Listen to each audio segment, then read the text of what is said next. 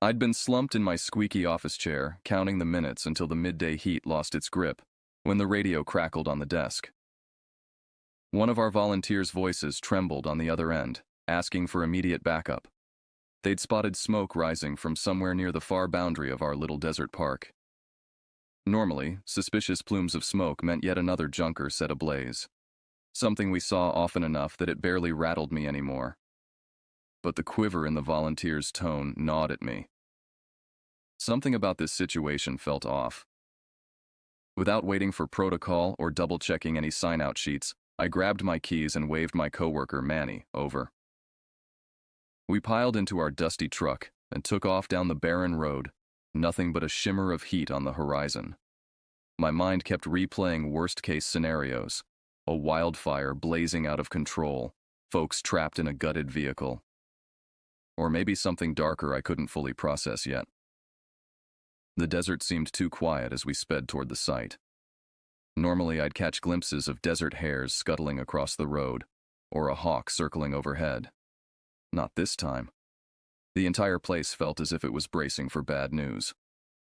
Manny fiddled with the radio, trying to reach the volunteers again, but all we got was static laced with muffled crackles. Each burst of static made me grip the steering wheel tighter. The road stretched ahead like a scar across the landscape, and with each mile marker we passed, the dread in my stomach intensified. 6 years I'd been a ranger at Sandstone National Park, and I'd seen plenty of disturbing things. Hikers with heat stroke babbling nonsense, drug deals gone bad, even a murder-suicide at one of the lookout points. But something in that volunteer's voice triggered an alarm deep in my subconscious. "Try them again," I told Manny, my voice sounding hollow in the cab. He adjusted the frequency. "Volunteer unit, this is Ranger Station. Come in." Nothing but static.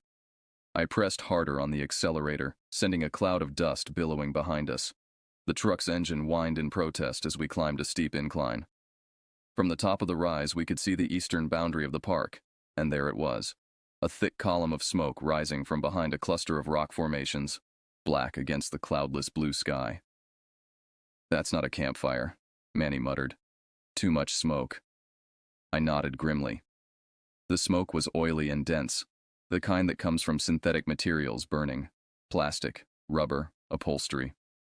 Vehicle fire, no doubt about it. But the location made no sense. That section of the park had no road access. You'd have to drive off-trail for at least 2 miles of rough terrain to reach it. We rounded a bend and spotted thick smoke curling into the sky. That acrid scent of burned rubber and metal practically tore through the truck's ventilation. We pulled up, tires crunching on gravel, and the volunteers waved us over, their faces drained of color. I stepped out and got an immediate taste of heat so intense it felt like a furnace blast. The car in question was more of a scorched metal skeleton at this point, the flames mostly dying down but leaving behind angry black fumes. Manny and I exchanged uneasy glances. We'd dealt with torched vehicles before. Thieves often dumped them after stripping out valuable parts. But as we edged closer, something caught my eye through the shattered driver's side window. It looked like a large lump leaning against the steering wheel. I tried convincing myself it was just a mass of melted upholstery. Stepping around for a clearer look, I discovered it was definitely not just a ruined seat. My stomach dropped. I found myself staring at the remains of a person, the body blackened and distorted, features impossible to make out. The door handle had melted in places, and the rope, yes, rope, had fused to the metal. This wasn't a simple joyride gone wrong. Someone had brought this car here, bound the person inside, and shot them before setting the entire thing aflame. The sight pressed down on me, suffocating, like the desert itself was turning hostile. Manny rushed back to the truck to call for proper backup. As we stood by, the smoke coiled in the sky, trailing a pungent odor that clung to my clothes. Time seemed to grind to a halt while we waited. One of the volunteers hovered near me, stammering about how they'd initially assumed the car was just another stolen husk, until they peered into the driver's seat. I remember scanning the area, paranoid about a possible suspect lurking in the brush, maybe watching us from behind a tumbleweed. The fire department eventually roared in, dousing the smoldering wreck, sending up fresh plumes of steam. Then the police arrived, setting up a perimeter with that familiar yellow tape. I tried to focus on small details, like half-burned food wrappers on the ground and the bullet holes scarring the frame.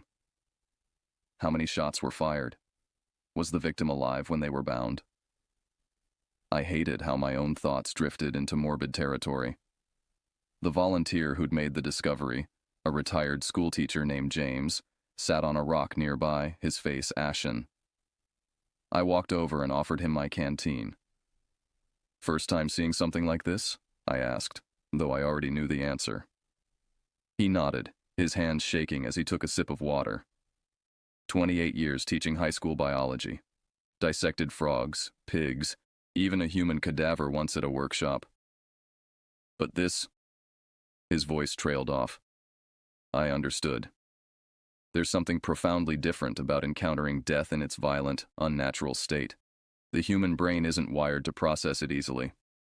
I'd seen enough over the years to build some emotional calluses, but even I felt nauseated. The sheriff arrived, his SUV kicking up dust as it braked hard. He was a stocky man with weathered skin and eyes that had seen too much. I knew him, Sheriff Reeves. We'd worked together on various incidents over the years. "What have we got?" he asked, pulling on latex gloves. I briefed him on what we'd found, keeping my voice steady through practiced professionalism. But inside my mind was racing, imagining scenarios. Who was the victim? Why bring them all the way out here? The desert held many secrets, but this one seemed particularly dark. As investigators combed the scene, I noticed something glinting in the sand about 20 feet from the car. I pointed it out to one of the crime scene techs, who carefully dug it up. A shell casing. Then another. And another. 5 in total, forming a rough semicircle. "Execution style," the tech murmured, bagging the casings. But I could count at least 7 entry points in the vehicle's frame. Some shots had missed. The victim had struggled. I turned away, swallowing hard against the bile rising in my throat. Hours slipped by as investigators combed through the ashes, taking pictures, bagging up scraps of rope. I noticed Manny in a corner, staring silently at the wreck. He'd told me once that he was used to gore from a past job, but even he looked shaken. What we found here wasn't just violence, it was cruelty. Eventually, the site was labeled secure, and the authorities sent us on our way. We left behind a few sheriff's deputies to maintain the perimeter until forensics could finish up. As Manny and I drove back, the sky had bled into a deep, sun-scorched orange. My head swam with everything we'd witnessed. The volunteers, wide-eyed and jittery, followed in their own car, still reeling from the realization that the scene they'd stumbled upon was so much worse than they'd feared. By the time we reached the station, a rumor was already circulating about the haunted site. Word travels fast in small circles, and folks around here can't resist a good ghost story. I overheard someone joking about how it had probably become the park's most sought-after camping spot. Visitors love a grim legend. But there was nothing amusing in the images still stuck in my head. The scorched seat, the twisted rope, that unrecognizable form in the driver's seat. Back at the ranger station, I had to file an incident report. My fingers hovered over the keyboard, struggling to find clinical language for what we'd discovered. How do you describe the way charred human remains look without the words sounding either too detached or too graphic? I settled for the bare minimum of detail required, focusing instead on the logistics: time of discovery, personnel involved, actions taken. The phone rang constantly. News outlets catching wind of the story. Local residents concerned about safety. Park administrators demanding updates. I fielded the calls mechanically, my mind still out there in the desert with that ghastly scene. Sheriff Reeves stopped by around sunset, looking tired.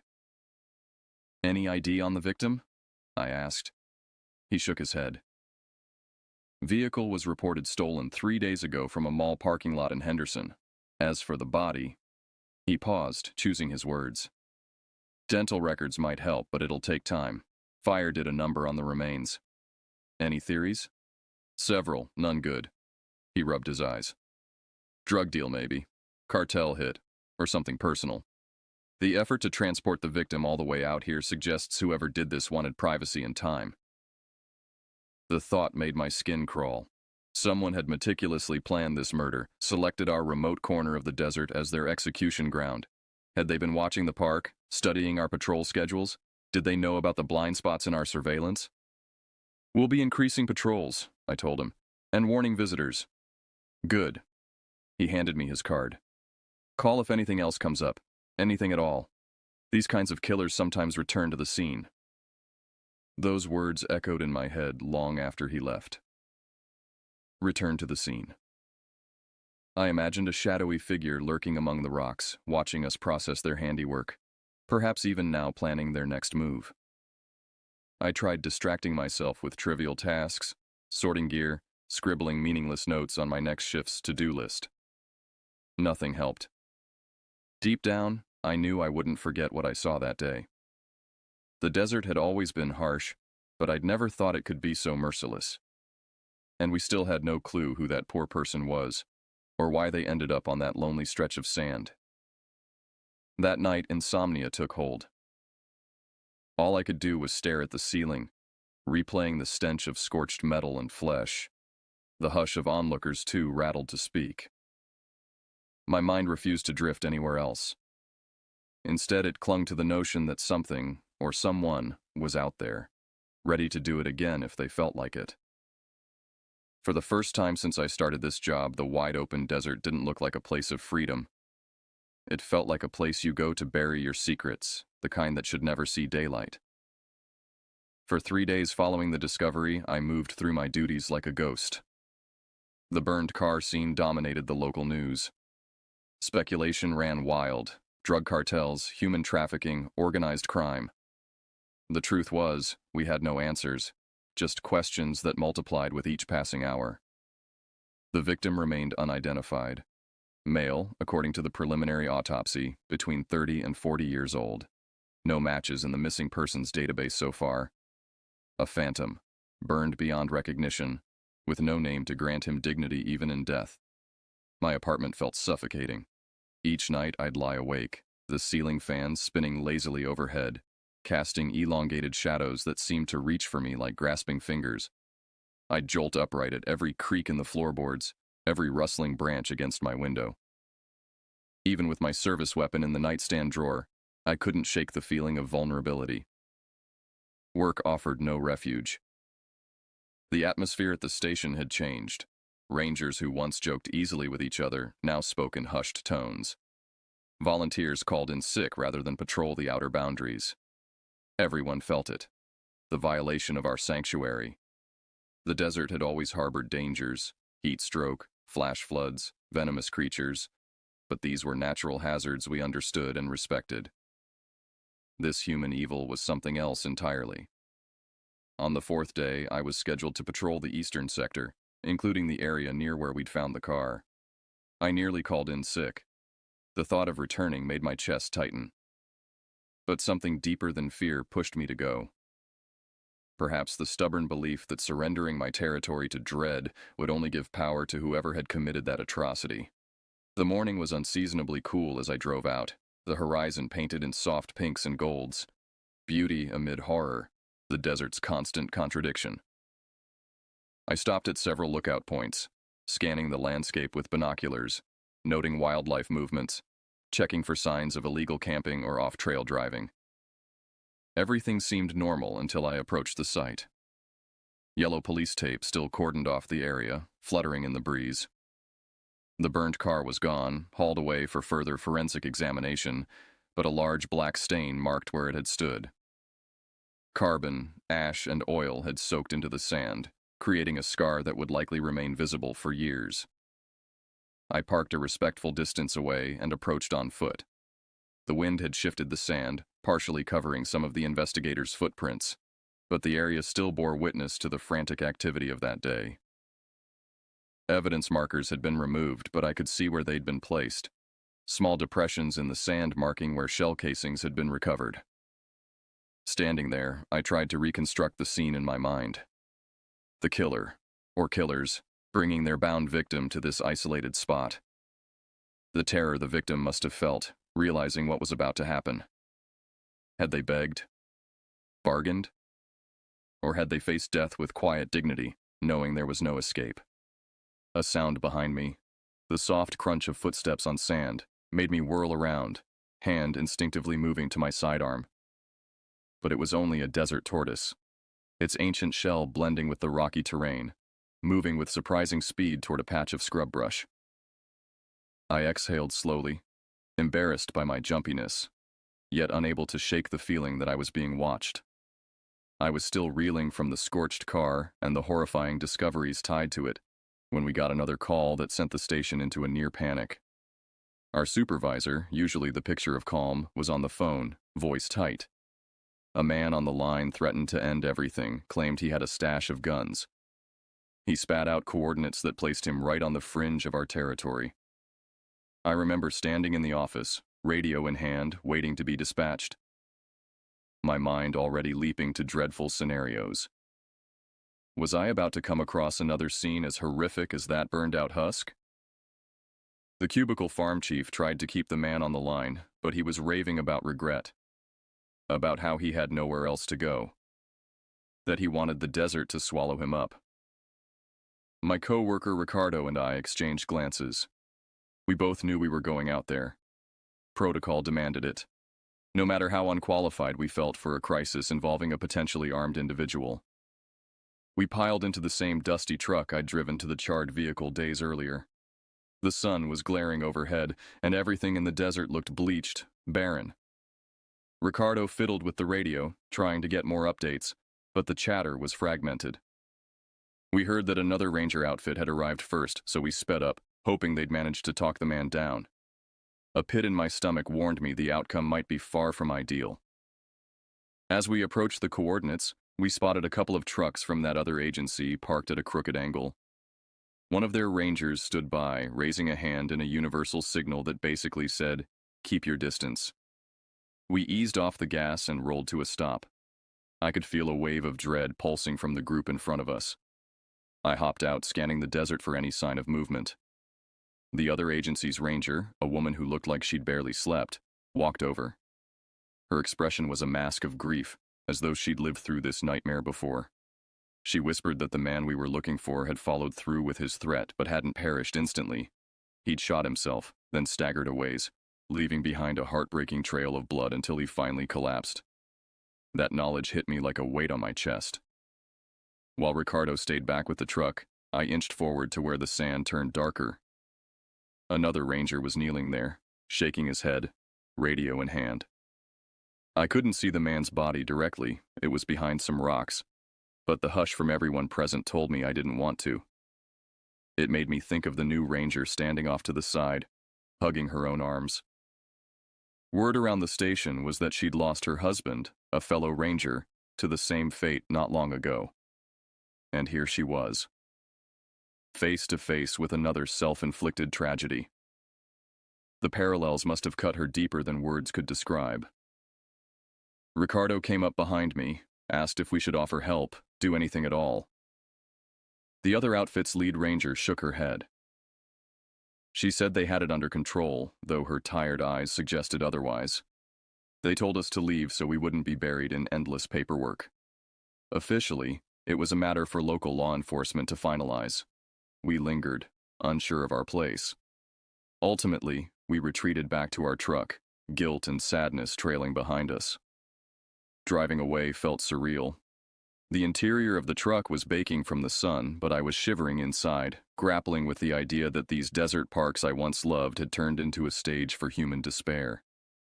The further we got from that scene, the more the day's bright sky turned into a punishing glare, as if the desert itself was tired of witnessing such sorrow.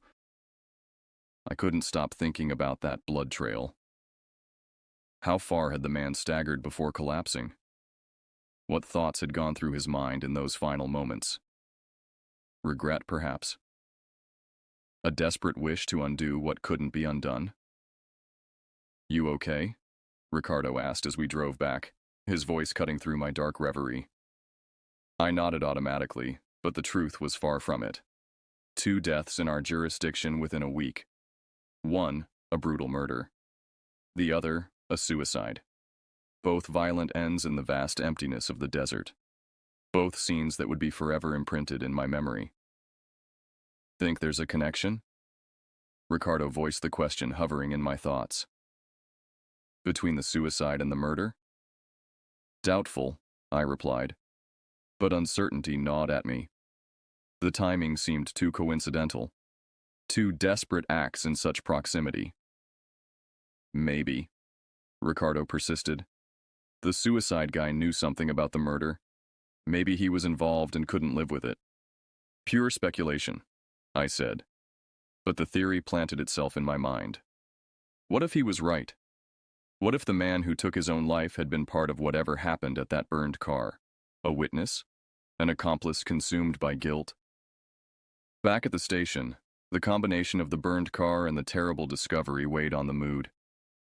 It was as if the walls themselves had absorbed the grimness. I heard hushed conversations in the hall, people whispering about how the desert had always attracted wanderers, how some folks came here for a spiritual rebirth while others sought an escape. Unable to take the tension, I decided to do something drastic. After my shift, I drove out to one of our closed parks for some midnight stargazing. I figured maybe solitude and a sky full of meteors could help me remember the desert's beauty, give me a reason to breathe easier. And for some odd reason, I packed my banjo. I'm no musician, but strumming a few off-key chords had a calming effect I needed. Under the cover of darkness, I navigated the winding roads leading to a park that had been closed to the public for the off-season. 30 miles of emptiness stretched behind me, not a single car light in sight. I pulled up to a rusted picnic table near the border of a dried-up wash, the overhead firmament ablaze with more stars than I'd seen in years. I climbed onto the table, banjo resting awkwardly in my lap. Each chord I played sounded tinny in the open space, and a breeze carried the notes away, scattering them across the desert. At first I found a small measure of peace in that rhythm. Plunk, plunk, squeak, a laugh at my own poor skills. Then my imagination flared. Images of charred rope, bullet holes, and that empty-eyed ranger discovering another unspeakable scene. Doubts crowded my head. This place suddenly felt like a proving ground for every dark possibility. I glanced at the horizon, wondering if a stranger with bad intentions lurked out there, hidden in the shadows. Memories of the haunted site flickered through my mind. Why had I chosen to be alone yet again? Where night could hide anything or anyone. A noise shattered my thoughts. Quick, muffled sounds in the brush, accompanied by what almost resembled whispers. My chest felt tight and I paused, banjo strings still vibrating from the last chord. Something or someone was moving in the darkness, not even trying to be subtle. My eyes struggled to focus, scanning the shrubs for a shape, human, animal, or worse. Those high-pitched murmurs drew nearer, punctuated by rustling leaves.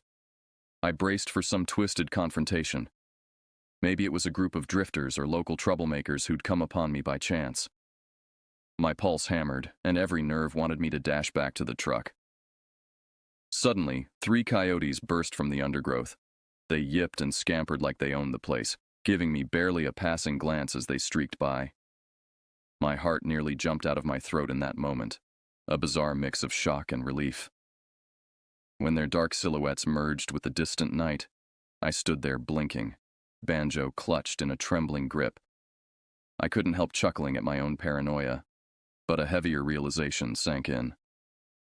These desert creatures roamed confidently, oblivious to my presence and the nightmares people bring. They weren't weighed down by haunted campsites or heartbreak in the sand. This place was theirs.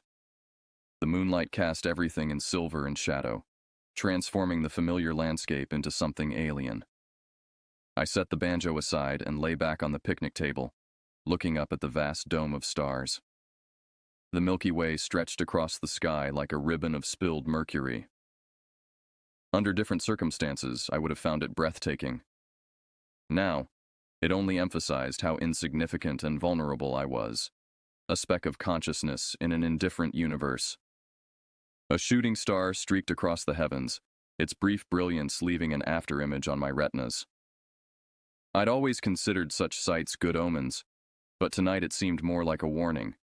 Everything burns out eventually. Everything returns to darkness. The temperature was dropping rapidly, as it always does in the desert at night. I pulled my jacket tighter, but the chill seemed to seep directly into my bones. Not just from the cold, but from the growing certainty that something fundamental had changed in my relationship with this place. For years, I'd found solace in the desert's vastness, its ancient silences, its harsh beauty. Now those same qualities seemed threatening. The vastness meant nowhere to hide. The silence meant no one would hear a cry for help. The beauty was merely a mask concealing indifference to human suffering. I sat up abruptly, seized by the irrational certainty that I was being watched. The coyotes had long since disappeared, but something else seemed to lurk just beyond the reach of my vision. I scanned the darkness, straining to distinguish natural shapes from potential threats. Was that movement among the distant boulders? A shadow that shifted when it shouldn't have? My hand moved to the sidearm I'd brought with me, against regulations for off-duty rangers, but a precaution I couldn't forego after what I'd witnessed. The weight of it was reassuring, though I hoped desperately I wouldn't need to use it. "Get a grip," I muttered aloud, my voice sounding unnaturally loud in the stillness. "There's nothing out there." But I couldn't convince myself. Every rustle of wind through the creosote bushes, every distant howl of a coyote, every creak of the cooling earth seemed loaded with menace. The desert that had once been my sanctuary had become a place of dread. And I put the banjo away, the final notes of my attempt at stargazing fading into memory. Driving back, I kept hearing those coyotes in my head, their wild, carefree calls echoing across the dunes, a stark contrast to the human tragedies we'd witnessed.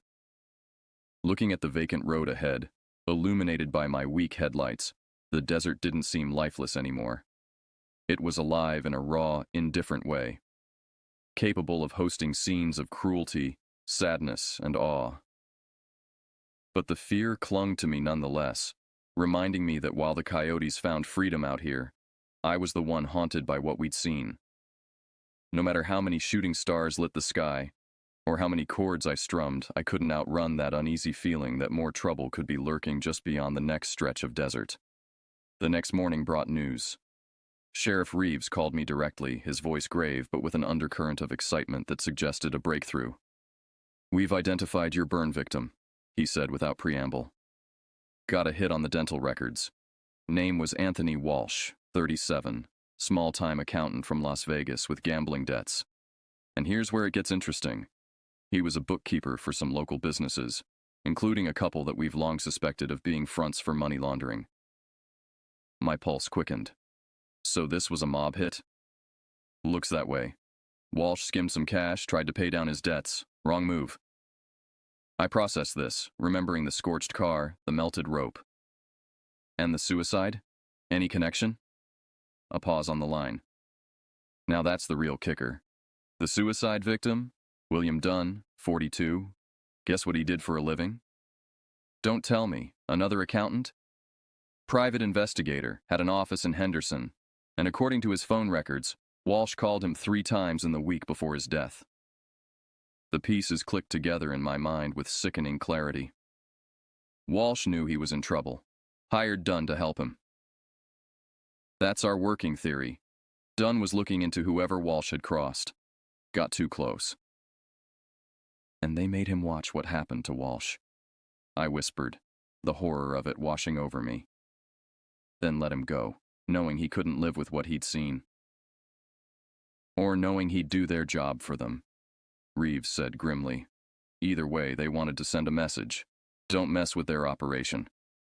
Have you identified the businesses Walsh worked for? Working on it. But these people are careful. Layers of shell companies, offshore accounts. It'll take time. After we hung up, I sat at my desk, trying to wrap my mind around what I'd learned.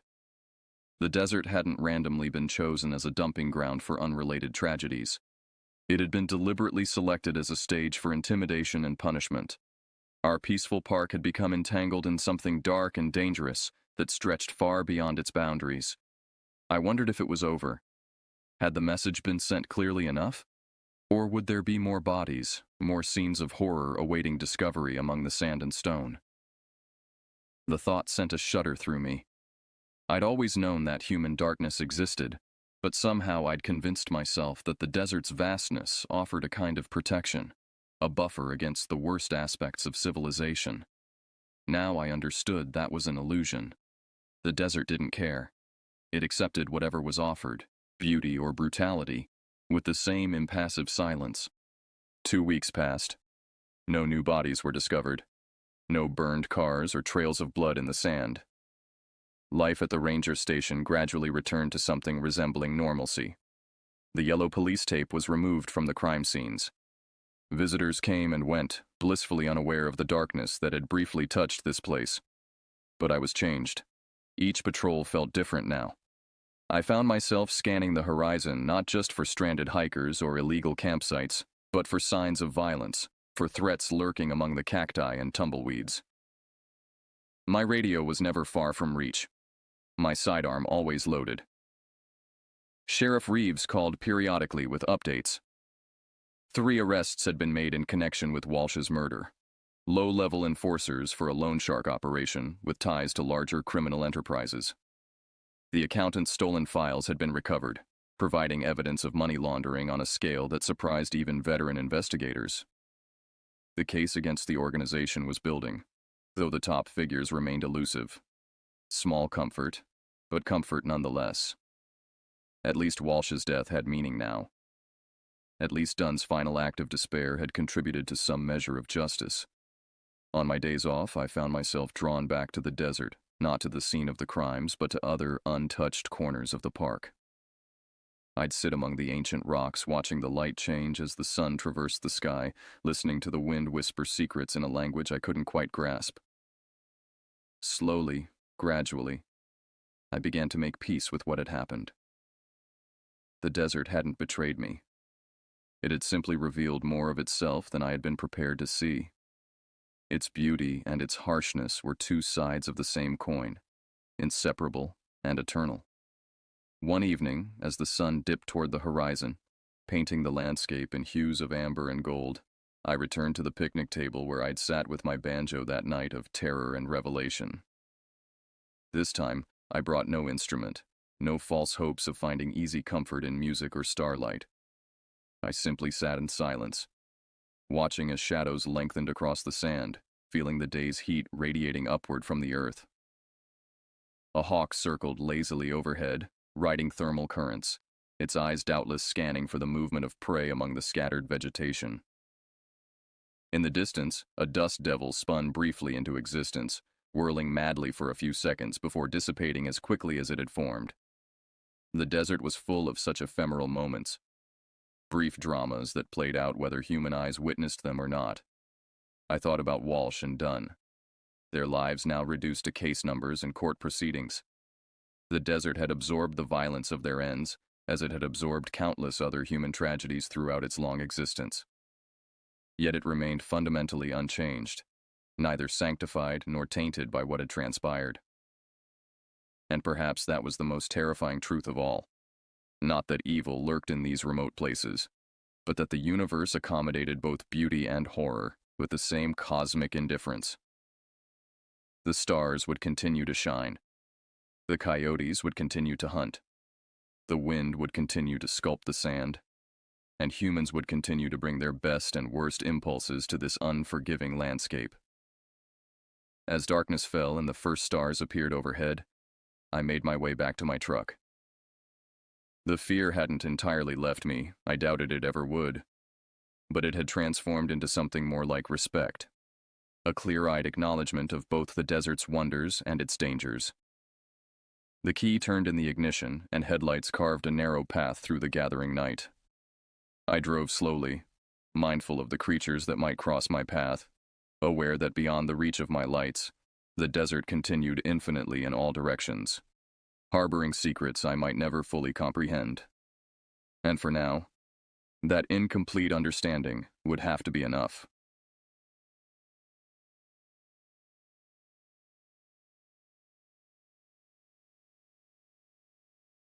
The drive to Big Bear on June 26th was supposed to be our escape from the mundane rhythms of city life. James, my boyfriend of 3 years, had suggested the trip after weeks of both of us working overtime at our respective jobs. The cabin belonged to a colleague of his who rented it out during the summer months. "It'll be perfect," James had promised as we packed the car that morning. "Just what we need to reset." William and Rebecca joined us for the 3-hour journey from Los Angeles, their presence a welcome addition to our weekend plans. William and James had been friends since college, bonding over shared interests in outdoor activities and fitness. Rebecca, with her quick wit and adventure-seeking personality, complemented William perfectly. As we ascended the winding mountain roads, I rolled down the window, letting the increasingly crisp air fill the vehicle. The scent of pine grew stronger with each mile, gradually replacing the smog-laden atmosphere of the city.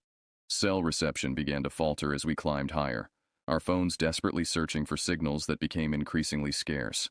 "That's the whole point," James said, noticing my frustrated glance at my phone. "We're disconnecting for the weekend." The cabin appeared after a final turn down an unmarked dirt road. It stood alone among tall pines, a 2-story wooden structure that seemed to emerge organically from its surroundings. The nearest neighbor, according to James's colleague, was over a mile away. "Isolated paradise," William remarked as we stepped out of the car. The air was noticeably cooler here, and the silence was profound, interrupted only by the occasional rustling of leaves and distant bird calls. The interior of the cabin exceeded my expectations. Rustic but comfortable, with large windows that invited the forest in while maintaining a barrier against the wilderness. 2 bedrooms occupied the upper floor, while a pull-out couch downstairs would accommodate David, who planned to join us the following day. As we unpacked and settled in, I couldn't shake a persistent feeling of being observed. Several times I glanced toward the windows, half expecting to see someone, or something, staring back at me. Each time I saw only my own reflection superimposed on the darkening forest beyond. "Everything okay?" James asked, noticing my unease. "Just adjusting," I replied, not wanting to admit the irrational anxiety building within me. I had always been the anxious one in our relationship, prone to catastrophizing while James remained the steadfast voice of reason. That evening, we prepared dinner together in the modest kitchen, opened a bottle of wine, and played board games by the fireplace. The cabin's remoteness felt charming then, romantic even, as we laughed and enjoyed each other's company. When night fully descended, however, the darkness outside was absolute. The cabin windows transformed into black mirrors, reflecting our activities back at us while concealing whatever might be lurking beyond. I awoke on the first full day to sunlight streaming through partially drawn curtains. The forest appeared benign in daylight, vibrant green and alive with natural sounds. My unease from the previous evening seemed foolish in the morning light. After breakfast, we explored the surroundings, following a narrow hiking trail that wound through the dense woodland. James and William led the way, discussing plans to grill for dinner, and perhaps try fishing at a nearby lake the following day. Rebecca walked alongside me, occasionally stopping to photograph particularly striking vistas or unusual plant specimens. "Have you ever been to Big Bear before?" she asked as we paused to rest on a fallen log. "No," I admitted. "I'm more of a city person, to be honest." "I can tell," she said with a gentle smile. "You seem tense, like you're waiting for something to happen." I sighed, embarrassed by my transparency. "I don't know what it is. Something about being so isolated makes me uneasy." Rebecca nodded. "It's natural. We're not used to this kind of silence anymore. Our brains fill the void with anxieties." Her explanation made sense, and I tried to embrace it as we continued our hike. Yet the feeling persisted, an intuition that we were temporary visitors in a place that didn't welcome our presence. Upon returning to the cabin, we received a text from David indicating he would arrive around 7 p.m. The message came through despite poor reception, disappearing and reappearing as our phones struggled to maintain a connection. As dusk approached, we gathered on the cabin's small deck. James grilled burgers while William opened beers. The conversation flowed easily, but I found myself increasingly distracted by the darkening woods. Twice I thought I saw movement among the trees, a shifting shadow that didn't align with the breeze-rustled branches. "Did you see that?" I asked Rebecca, keeping my voice low. "See what?" "Never mind," I said quickly, not wanting to fuel my own paranoia. David arrived as promised, his headlights cutting through the darkness as his car navigated the narrow access road. His arrival brought a fresh energy to our group, new stories, jokes, and perspectives that temporarily dispelled my growing discomfort. After showing David where he would sleep and integrating him into our small party, we gathered in the living room. Someone suggested ghost stories, an idea that would normally heighten my anxiety. Strangely, I found comfort in the structured fear of fictional tales, preferring them to the formless dread that had been building within me since our arrival. William, an accomplished storyteller, delivered a particularly effective tale about hunters who became lost in unfamiliar woods, pursued by an unseen predator that mimicked human voices. As he concluded his story, a distant howl echoed through the real forest surrounding us. "Coyotes," James explained, noticing my startled expression. "They're common up here." "They sound closer than they actually are," David added reassuringly. We stayed up too late, compensating for our unease with additional drinks and increasingly ridiculous conversations. By the time we headed to bed, James and I in one upstairs bedroom, William and Rebecca in the other, David on the couch below, my fatigue had temporarily overcome my anxiety. I don't know exactly what time it was when I first stirred from sleep. The digital clock on the nightstand showed no numbers, a power fluctuation perhaps. James slept soundly beside me, his breathing deep and regular. Something had woken me, but I couldn't identify what. Then I heard it, a faint scratching sound from downstairs. Probably David adjusting his sleeping arrangement, I reasoned. But the sound continued, rhythmic and persistent. Not inside the cabin, I realized with growing alarm, but outside.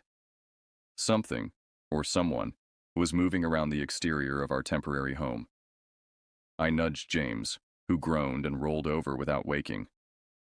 The scratching stopped momentarily, then resumed with a slightly different quality, as if whatever was causing it had moved to another section of the cabin's exterior. Rising carefully from bed, I approached the window. Our bedroom overlooked the front of the property and the dirt road that had brought us here. Moonlight provided minimal illumination, enough to distinguish shapes but not details. I stared into the darkness, squinting to make sense of the shadows. The forest appeared still, yet I couldn't shake the sensation of an active presence. Behind me, James continued to sleep undisturbed. I envied his ability to remain oblivious to the subtle wrongness that seemed so evident to me. A sharp crack, like a branch breaking underfoot, came from directly below our window. I froze, my breath caught in my throat. Another crack followed, then silence that stretched painfully. Just as I convinced myself it was merely a nocturnal animal, a beam of light swept across the tree line. A flashlight, unmistakably human in its deliberate movement. I retreated from the window and shook James more forcefully. "James," I whispered urgently, "there's someone outside." He blinked awake slowly, confusion evident in his expression. "What time is it?" "I don't know. The power must have flickered. But I saw a flashlight outside." James sat up, instantly more alert. "Are you sure it wasn't just David? Why would David be outside in the middle of the night?" James considered this, then rose from bed and joined me at the window. We stood together, scanning the darkness. The light I had seen was gone, the forest once again still and seemingly empty. "I don't see anything," James said after a minute. Maybe it was just the moonlight reflecting off something. I wanted to believe him, but the certainty of what I'd witnessed remained. "No, it was a flashlight. Someone's out there." James sighed, running a hand through his sleep-tousled hair. "Okay, I'll go check around. It's probably nothing, but I'll make sure." "Don't go outside," I pleaded, gripping his arm. "I won't. I'll just check the doors and windows, make sure everything's secure." I followed him downstairs, unwilling to remain alone. David was asleep on the couch, one arm hanging off the edge, his face peaceful. James moved quietly around the cabin's perimeter, checking locks and peering through windows. I stayed close behind, jumping at every creak of the old wood structure.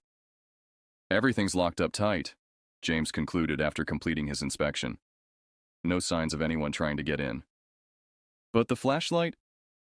Could have been a hiker who got lost. Or maybe someone from a nearby cabin. Or just your imagination playing tricks. We're all a little on edge out here. I knew he was trying to be reasonable, to talk me down from my mounting fear. Part of me resented his dismissal of my concerns, but another part desperately wanted him to be right. "Let's go back to bed," James suggested gently. "Everything's fine." I nodded, unconvinced but unwilling to argue further. As we returned upstairs, I cast one final glance at the darkened windows, half expecting to see a face staring back at me. The glass reflected only the interior of the cabin, but the sensation of being watched persisted, following me back to our bedroom like an unwelcome shadow. The next day passed with forced normalcy. I didn't mention the night's disturbance to the others, not wanting to spoil the carefree atmosphere they were enjoying. James had already dismissed my concerns, and I feared the others would react similarly, with polite skepticism that would only heighten my sense of isolation. We spent most of the day at a nearby lake, where William and David attempted fishing while Rebecca and I sunbathed on the rocky shore. James alternated between joining the fishing expedition and swimming in the clear, cold water. The ordinary pleasures of the day provided a temporary reprieve from my anxiety. As we returned to the cabin in late afternoon, however, I noticed something that reignited my unease. Near the edge of the clearing where the cabin stood, the undergrowth appeared trampled, as if someone had recently moved through it. When I pointed this out to James, he attributed it to deer or other wildlife. "Animals follow the same paths repeatedly," he explained. "It's probably just a game trail."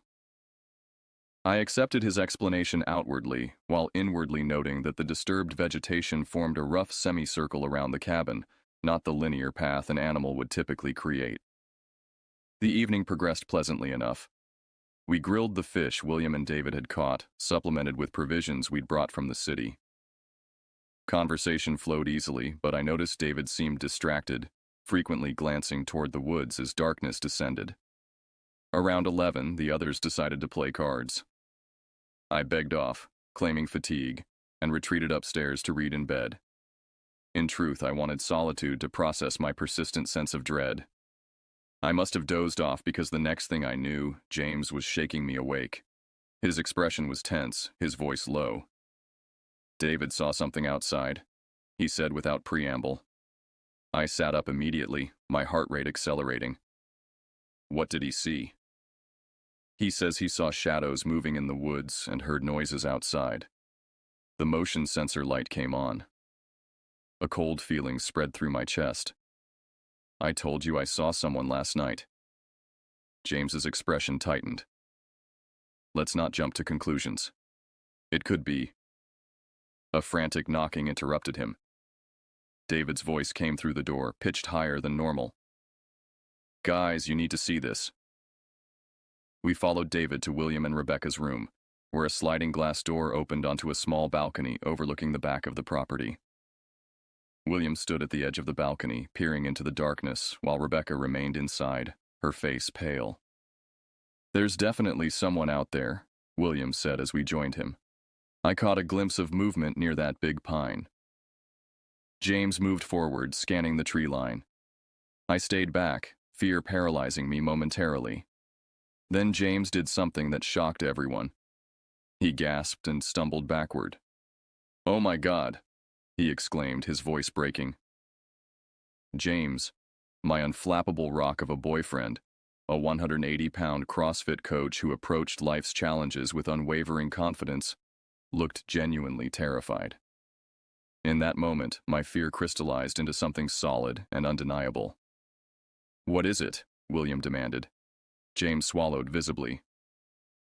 "There's a man standing out there, just standing and staring at the cabin." "Where?" David pressed, moving cautiously toward the balcony's edge. By that cluster of pines to the left, James whispered. Don't make any sudden movements. We all looked in the direction he indicated. At first I saw nothing but darkness punctuated by vague tree shapes. Then, as my eyes adjusted, a darker silhouette emerged, unmistakably human in form, unnaturally still, positioned between two tall pines approximately 50 yards from the cabin. Go lock the door, James instructed me quietly. I backed away slowly, then turned and rushed to secure the sliding glass door. My hands trembled so violently that I struggled with the lock mechanism. Is he still there? Rebecca whispered. William nodded grimly. Hasn't moved an inch. What do we do? David asked, his earlier panic now replaced with a strange calmness. We stay together, James decided. In one room where we can keep watch and be ready if anything happens. No one questioned this plan. We gathered in William and Rebecca's room, the largest of the bedrooms, and positioned ourselves to monitor the balcony door while staying out of sight from outside. William had the presence of mind to bring his hunting knife, the only weapon available to us. For 30 agonizing minutes we maintained our vigil. The figure remained motionless, a sentinel whose purpose we could only guess at with increasing dread. The heat in the room became oppressive as 5 bodies generated warmth in the confined space. Sweat beaded on my forehead and trickled down my back, yet opening a window was unthinkable. The fear in the room was tangible, though it manifested differently in each of us. Rebecca sat rigid on the bed, her gaze fixed on the balcony door. William paced in small, constrained movements. David had positioned himself against the wall farthest from the windows, his breathing deliberately measured. James alternated between checking the balcony and comforting me with reassuring touches.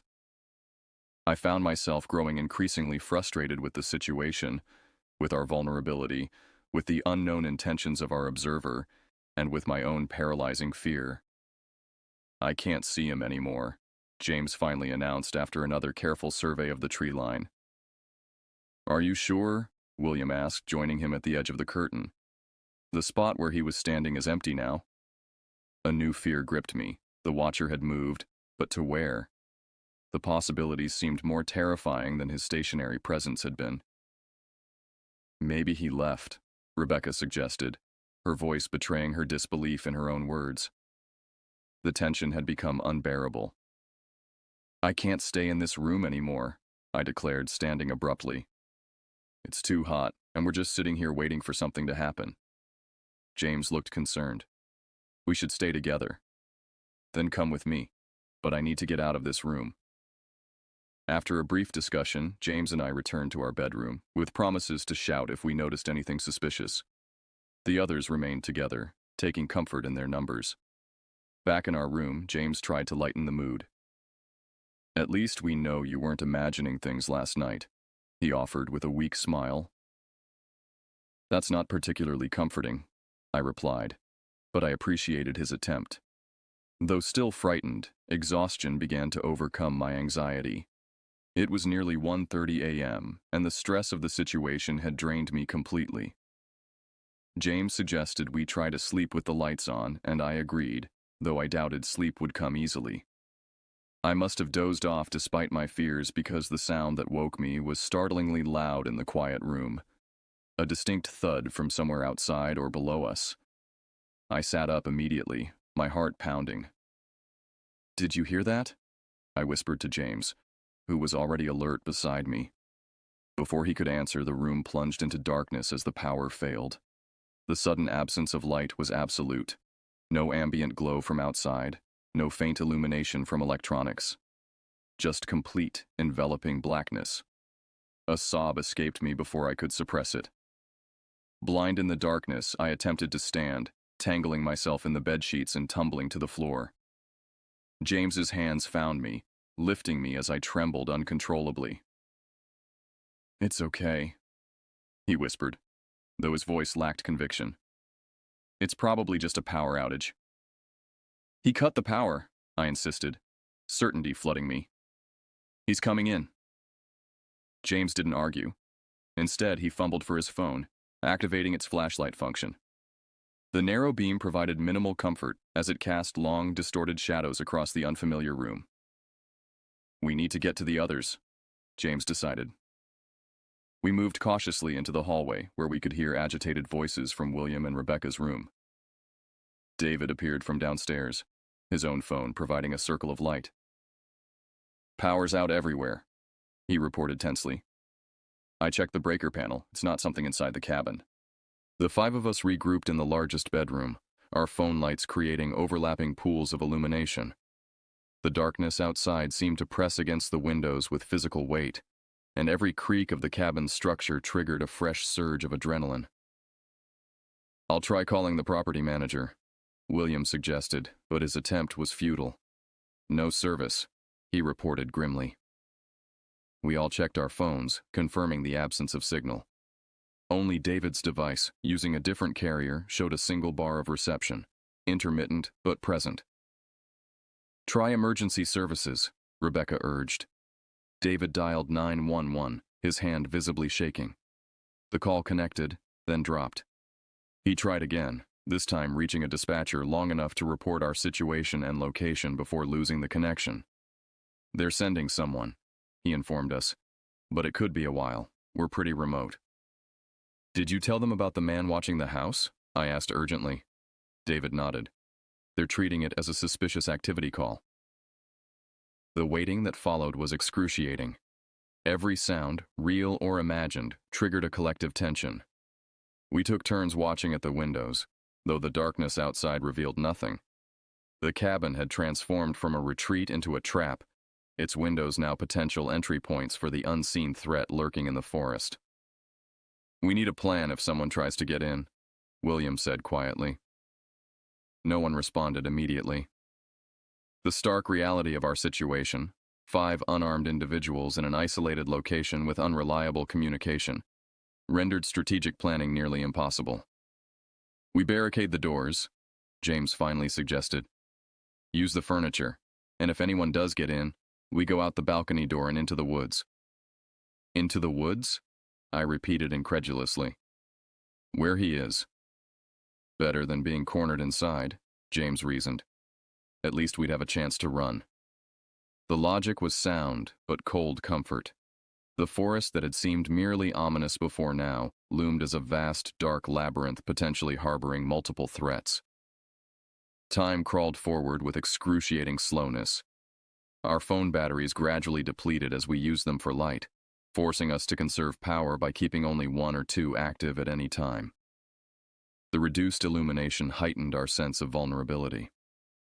David attempted to contact emergency services again, but couldn't re-establish a connection. Whether the authorities were en route remained uncertain, and doubt grew with each passing minute. "It's been over an hour," Rebecca noted, checking her watch. "Shouldn't someone have arrived by now?" No one had a reassuring answer. The remoteness of our location, combined with the late hour and possible skepticism about the nature of our emergency, might have placed us low on the response priority list. A new sound startled us, a distinct scratching at the downstairs door. Not the random noises of a structure settling, but deliberate, persistent scraping. "He's trying to get in," I whispered, my throat constricting with terror. James and William exchanged glances, a silent communication passing between them. "We need to check," James said, his voice steadier than I expected. "I'll go with you," William volunteered, gripping his hunting knife. "No," Rebecca interjected. "Don't separate. If you're going down, we all go." Her logic was irrefutable. Together, we cautiously descended the stairs, David's phone providing our only light. The scratching had stopped, but an atmosphere of wrongness permeated the lower level of the cabin. James approached the front door slowly, William close behind him. The rest of us hung back, poised for flight if necessary. James peered through the peephole, then stepped back. "I can't see anything," he reported. "It's too dark." "Try the window," David suggested. James moved to the nearest window and carefully pulled back the edge of the curtain. He stared out for several seconds before letting the fabric fall back into place. Nothing visible, he said. But the scratching definitely came from the door. Could it have been an animal? Rebecca asked hopefully. Possibly, James conceded, though his tone suggested otherwise. We conducted a careful inspection of the ground floor, checking that all entry points remained secure. Nothing had been breached, yet the sense of imminent threat hadn't diminished. As we completed our circuit of the lower level, a new sound emerged from outside, a low, rhythmic thumping that seemed to circle the cabin's perimeter. Not footsteps exactly, but a deliberate percussion that suggested methodical movement. "What is that?" David whispered, his composure finally cracking. None of us answered. The sound continued its circuit, pausing occasionally before resuming. It completed what seemed to be a full circle around the cabin, then stopped abruptly. The silence that followed was somehow worse than the noise, anticipatory and loaded with potential. We stood frozen in the darkened living room, straining to hear any indication of what might come next. Without warning, a tremendous crash came from upstairs, glass shattering with violent force. Rebecca screamed, and we instinctively huddled together. The balcony door, William realized aloud. Footsteps sounded above us, heavy and unhurried. Someone was in the cabin. "Out the front door," James commanded, his voice a harsh whisper. "Now!" William rushed to unlock the front door, fumbling with unfamiliar mechanisms in the near darkness. The footsteps above began descending the stairs. Just as William succeeded in releasing the lock, the power returned. Lights blazed throughout the cabin, momentarily blinding us with their sudden intensity. The footsteps on the stairs stopped. When my vision cleared, I looked toward the staircase, certain we would finally confront our tormentor. But the stairs were empty. The house had fallen completely silent. "What the hell?" David breathed. James moved cautiously toward the staircase, gesturing for the rest of us to stay back. He ascended slowly, William following after a moment's hesitation. We waited in agonizing suspense for what seemed an eternity before they returned, expressions bewildered. "There's no one up there," James reported. "The balcony door is intact. Nothing's disturbed." "But we all heard it," I insisted. "The glass breaking. The footsteps." "I know," James acknowledged. "I heard it too. But there's no evidence of anyone being up there."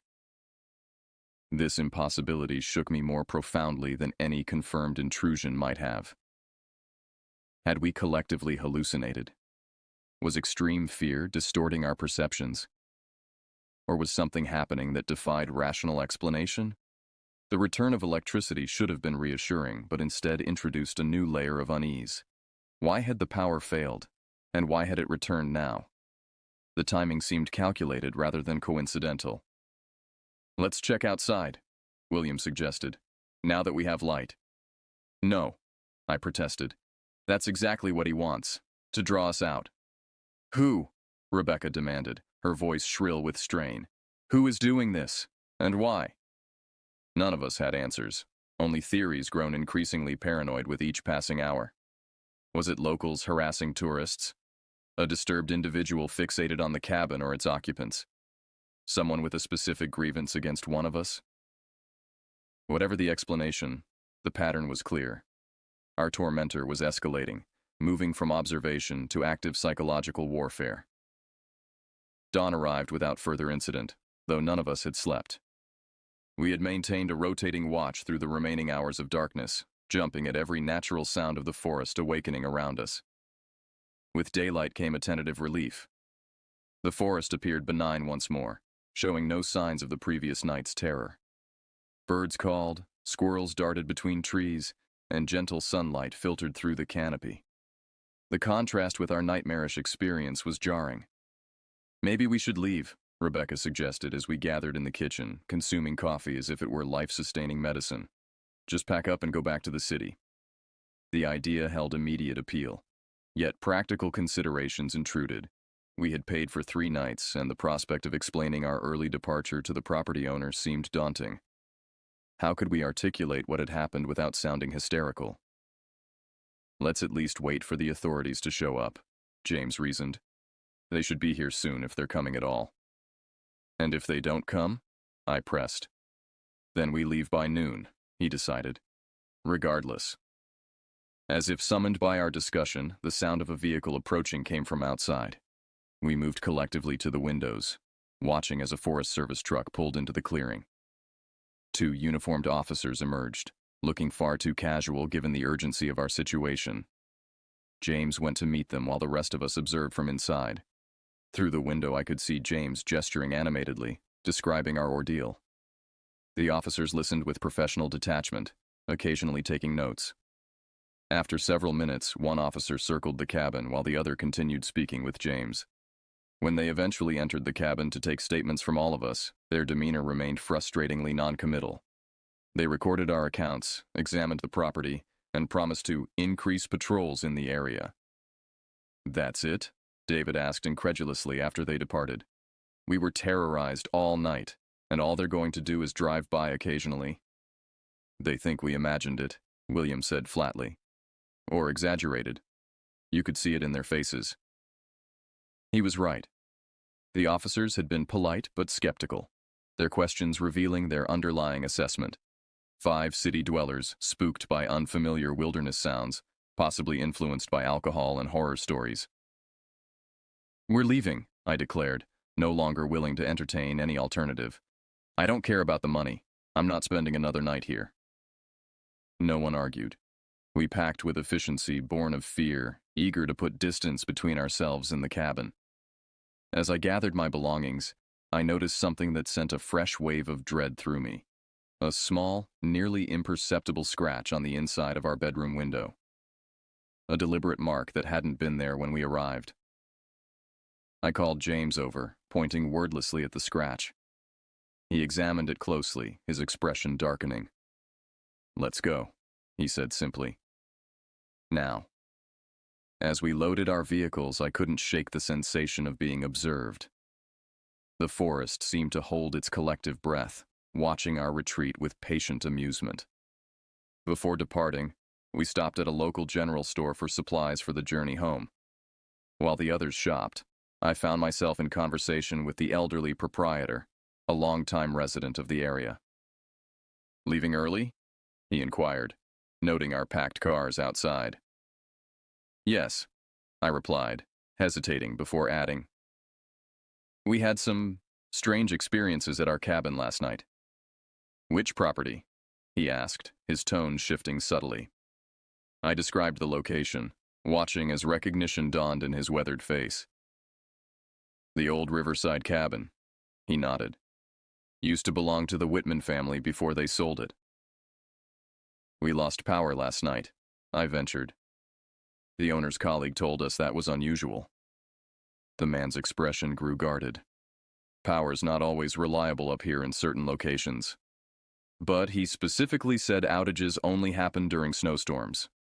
The proprietor busied himself with reorganizing items behind the counter. "People say all sorts of things to make rentals more appealing." "We also saw someone," I pressed, needing validation of our experience. "A man watching the cabin from the woods." At this, the proprietor paused, his eyes meeting mine directly for the first time. "Folks often think they see things in these woods, especially at night. Plays tricks on the mind." His dismissal mirrored the officer's, yet something in his manner suggested greater knowledge than he was willing to share. "Has anyone else reported similar experiences?" I asked directly. A long pause followed before he answered. "Can't say I've heard anything specific to that property. But these mountains have their share of troubled souls. People come up here to escape things, sometimes themselves." The exchange left me feeling simultaneously vindicated and more disturbed. As we drove away from Big Bear, I watched the forest recede in the side mirror, unable to shake the conviction that our experience had been neither unique nor random, but part of a pattern the locals had tacitly agreed to ignore. 3 months have passed since our abbreviated stay at the Big Bear cabin. On the surface, life has returned to normal. Work routines resumed, social obligations fulfilled, the rhythm of city existence providing a comforting predictability that the wilderness had disrupted. Yet beneath this veneer of normalcy, permanent changes have taken root. I sleep with a light on now, something James has accommodated without complaint. Unexpected sounds at night trigger an immediate adrenaline response that leaves me trembling. The dark holds new terrors, populated by memories of absolute blackness and unknown watchers. James and I researched the cabin and its surroundings after our return, seeking rational explanations for our experience. We found little concrete information, but disturbing patterns emerged in online reviews and local newspaper archives. Vague references to disturbances, unusually high turnover in ownership, and a disproportionate number of rental cancellations.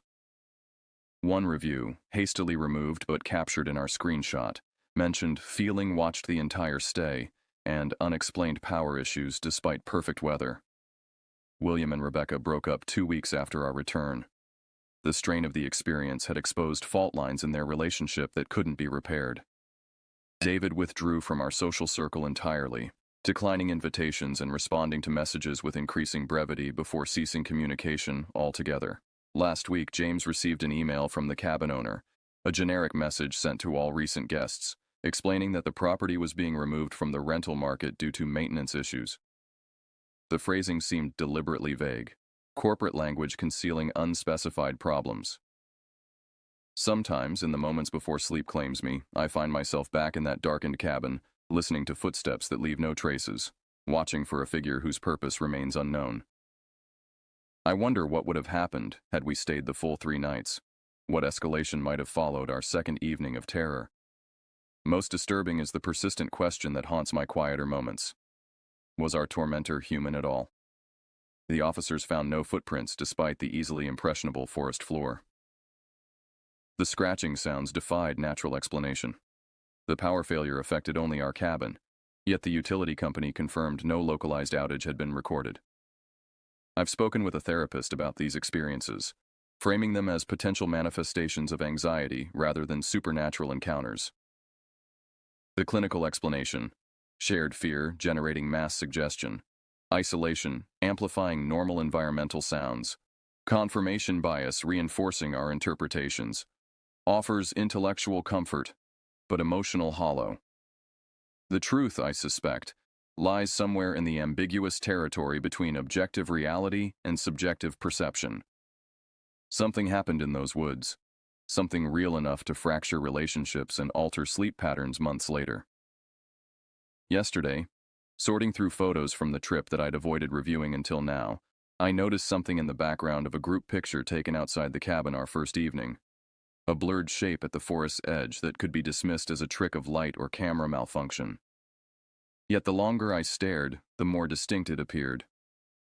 A human silhouette partially obscured by foliage, watching our casual happiness with patient intensity.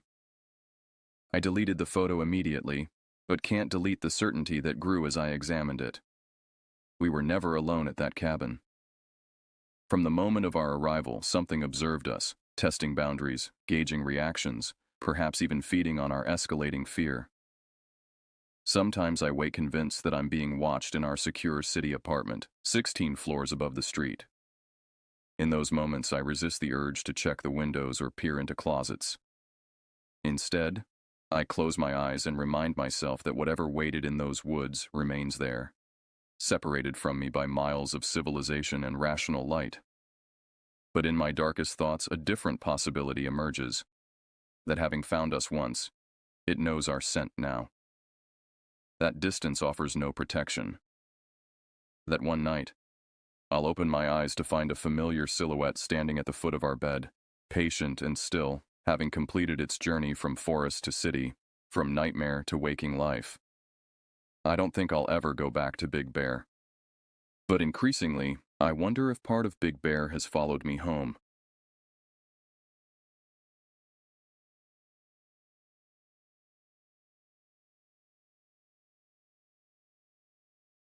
The isolation hits you first, miles from anything resembling civilization, surrounded by ancient pines that sway and whisper secrets in the wind.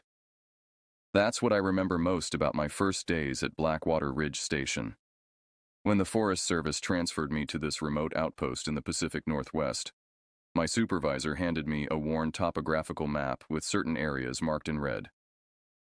"Missing hikers tend to disappear in these sectors," he said matter-of-factly. Radio signals get scrambled there too. Geological anomalies, probably. I nodded, trying to look unfazed. 6 years as a park ranger had prepared me for most wilderness emergencies, but something about this assignment felt different. The cabin assigned to me had stood for nearly a century, a sturdy testament to forestry's early days. Inside, previous rangers had left their mark.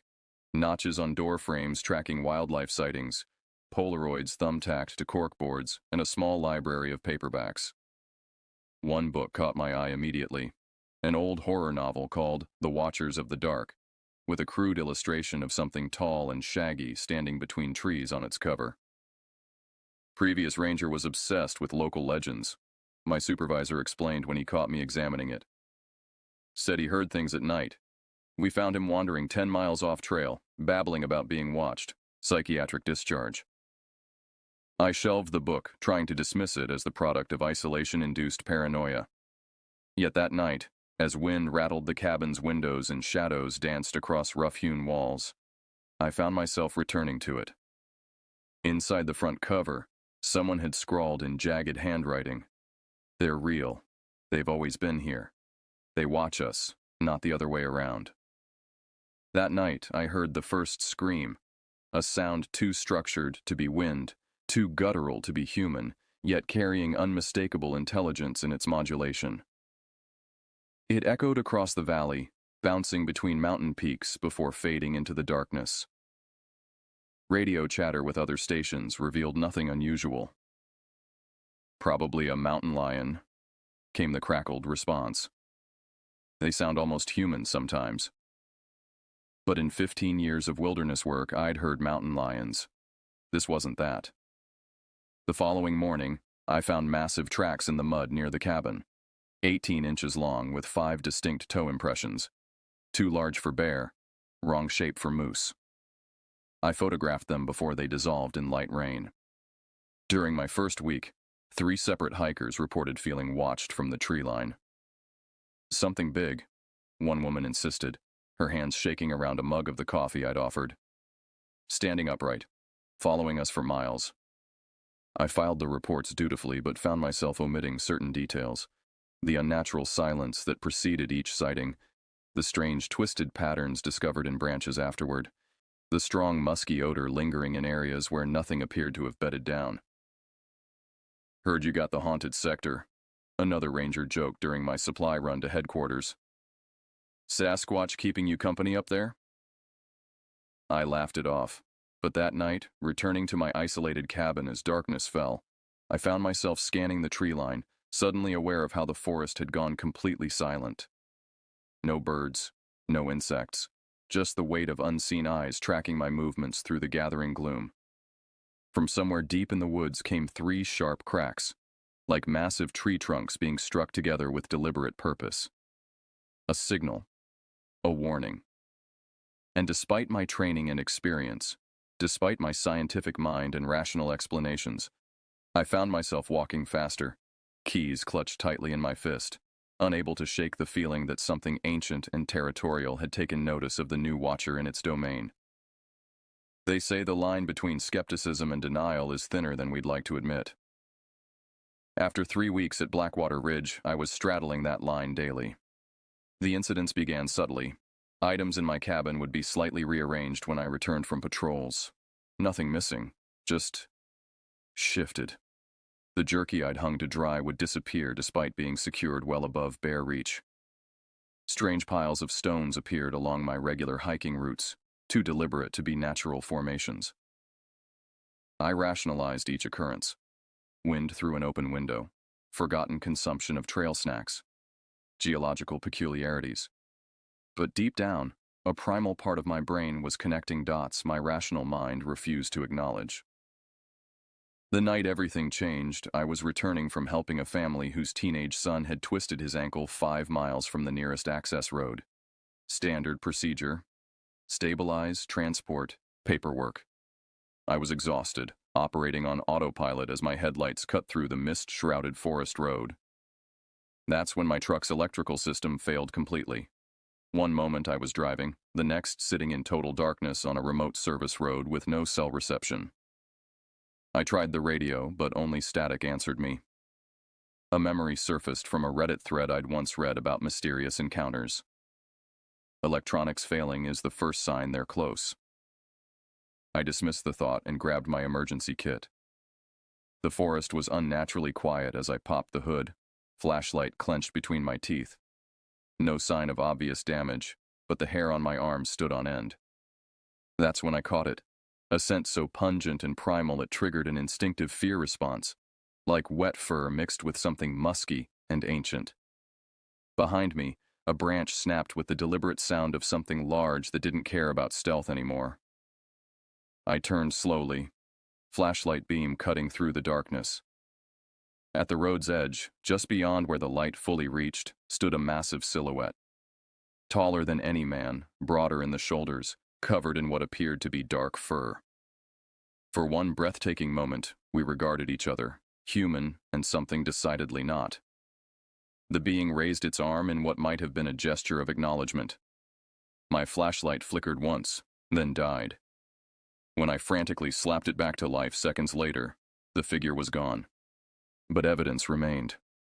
Pressed into the soft earth at the road's edge were footprints that matched those I'd found near my cabin.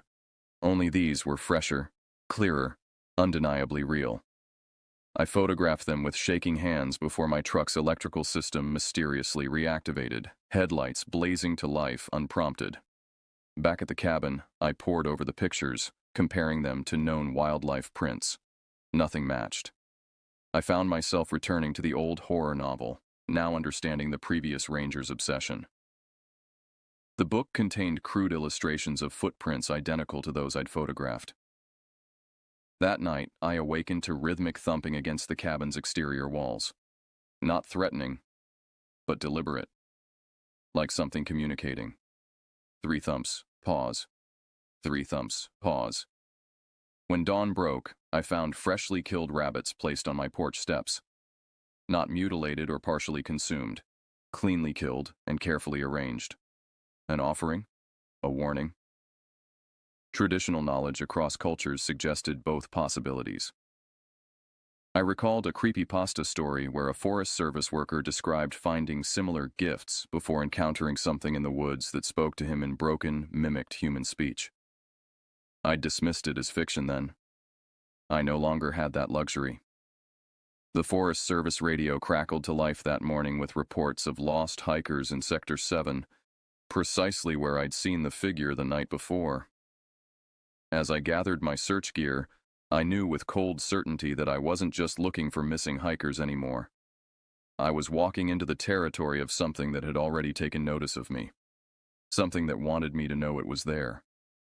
The search party assembled at dawn, myself, 2 volunteer wilderness guides, and a county sheriff's deputy who looked like he'd rather be anywhere else. The missing hikers were a pair of college students who'd ventured off-trail to photograph some rock formations.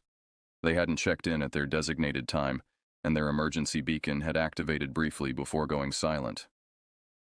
Last signal puts them somewhere in this 5-mile radius, I explained, pointing to the map. I deliberately avoided mentioning it was the same area where I'd encountered the figure the previous night. Some things you keep to yourself if you want to maintain credibility. The area in question was locally known as Devil's Pocket, a densely forested valley between 3 peaks where fog lingered unnaturally and compasses behaved erratically. Old-timers avoided it. Hikers reported disorienting experiences there. The Forest Service officially attributed these phenomena to unusual magnetic properties in the underlying rock formations. We split into teams, maintaining radio contact as we searched. The deputy and 1 guide took the eastern approach while I paired with Marco, a seasoned local guide who'd grown up in these mountains. "You believe the stories about this place?" Marco asked once we were alone on the trail. "What stories?" I replied carefully. "About the Watchers," he said matter-of-factly. "The old people say they've always been here. Territorial, but not malicious unless provoked. Some think they're guardians of some kind." Before I could respond, we came upon a clearing that stopped us both mid-stride. The underbrush had been systematically bent and woven into an enormous circular pattern, like a massive nest or meeting place. At its center sat the students' backpacks, carefully placed but untouched. "I've never seen anything like this," Marco whispered, his previous confidence evaporating. I keyed my radio to alert the others, but static was the only response. Electronic interference, just like my truck the night before. That's when we heard it. A rhythm of knocks echoing through the trees, similar to the pattern on my cabin, but more complex. Answering knocks came from the opposite direction. Then another pattern from somewhere else. We were surrounded by unseen communicators. "They're talking about us," Marco said, his voice barely audible. "My grandfather said they do this." A human scream cut through the knocking, distant but clear. We ran toward it, pushing through dense underbrush that seemed to grab at our clothing. The forest grew darker despite the morning sun, fog materializing around us as if summoned. We found one of the students huddled against a rock face, eyes wide with terror. Her clothes were torn, not from attack but from running blindly through thorny brush. Her friend was still missing. "It was watching us," she stammered as I checked her for injuries. "For hours. Following just out of sight. Then last night it took Jason's camera when he tried to photograph it. We ran in different directions." "What did it look like?" I asked, already knowing the answer. "Tall, covered in dark hair. But the face, almost human but not. It knew what a camera was. It understood." Marco and I exchanged glances. This was beyond any standard search and rescue situation. The knocking resumed, closer now. Deliberate. Directional. "It's telling us where to go," Marco said quietly. "My grandfather said if you respect them, sometimes they'll help you." Every rational part of my training rejected following mysterious signals from an unidentified forest entity. But standard procedures weren't yielding results, and a young man's life hung in the balance. "We follow," I decided, but carefully. The knocking led us along a game trail invisible to casual observation. After nearly a mile, we found the second student, unconscious but alive, carefully placed on a bed of moss beneath a rock overhang that sheltered him from the elements. His camera was missing, but around his wrist was a crude bracelet of woven plant fibers that hadn't been there when he entered the forest. As we administered first aid, I caught movement at the tree line. Just a flicker, but unmistakable. Something massive shifted behind a distant pine, observing our care for the injured hiker. I raised my hand slowly in the same gesture the creature had used toward me the previous night. The forest fell silent, then 3 deliberate knocks answered from the shadows. We evacuated both hikers successfully, fabricating a story about them becoming disoriented in fog to explain their experiences. The official report mentioned nothing about 18-inch footprints found near the rescue site, nor the strange woven structures discovered throughout the search area. That night, alone in my cabin, I placed a small offering of fruit and jerky on my porch steps. By morning, it was gone, replaced with a twisted arrangement of branches that bore remarkable similarity to the symbol on the cover of The Watchers of the Dark, the book I was now reading with new understanding. After the rescue, I couldn't ignore what was happening anymore. I took a week of accumulated leave and drove to the nearest university library, where I immersed myself in research. Newspaper archives, anthropological journals, indigenous oral histories, anything that might shed light on what I was experiencing at Blackwater Ridge. What I found was both reassuring and terrifying. Reports of encounters similar to mine stretched back centuries, documented across cultures with remarkable consistency. The Patterson-Gimlin film was just the tip of an evidential iceberg. Beneath it lay thousands of eyewitness accounts, many from people like me with scientific training and wilderness experience. Most compelling were the journals of Timothy McAllister, a forest ranger stationed at Blackwater in 1932. His detailed observations described a complex society of bipedal, non-human primates living in the deeper wilderness areas. He documented gift exchanges, territorial displays, and even rudimentary communication through knocks and whistles. The university's anthropology department yielded another treasure: recordings of an elder from the region's indigenous tribe describing the Tall Ones as ancient guardians of sacred places within the forest. They remember when our ancestors first came, the elder explained. They watch, they judge, they remain hidden because they choose to, not because they must. In one account from a 1970s Forest Service report marked internal use only, a ranger described finding elaborate structures deep in the woods, stick formations that seemed to mark territories and communication points. I'd seen identical structures during the search for the missing hikers. Most rangers reporting these encounters were either ignored, ridiculed, or quietly transferred. Many, like my predecessor, eventually suffered psychological breakdowns, not from their experiences, but from the institutional refusal to acknowledge what they'd witnessed. I found a Reddit forum where park rangers, hunters, and Forest Service workers anonymously shared their experiences. One account chilled me particularly. After 3 years of interactions, they began to recognize me. I could feel the difference. They'd leave small objects near my cabin, unusual stones, twisted branches, and impossible configurations. One morning I found a perfect imprint of a massive hand pressed into clay beside my water pump. 5 fingers. Opposable thumb. But halfway between human and something else. That night they vocalized for the first time outside my window. Not animal sounds, attempts at speech. They're learning from us while we refuse to learn about them. Armed with this research, I returned to Blackwater with a new perspective. I wasn't dealing with a paranormal phenomenon or a cryptid from horror stories. These were intelligent, flesh-and-blood beings that had evolved alongside humans, but chosen isolation over integration. That night, I sat on my cabin porch and tried something unprecedented. I knocked on the wooden railing 3 times, paused 3 times, mimicking the pattern I'd heard in the forest. The silence that followed was expectant rather than empty. From the darkness beyond my porch light came an answering pattern. 3 knocks, then 2, then 4. A correction? An expansion of the vocabulary? I repeated their pattern. 3, 2, 4. Something moved at the forest edge, a massive shadow detaching from the greater darkness. Steam clouded the cool night air as it breathed.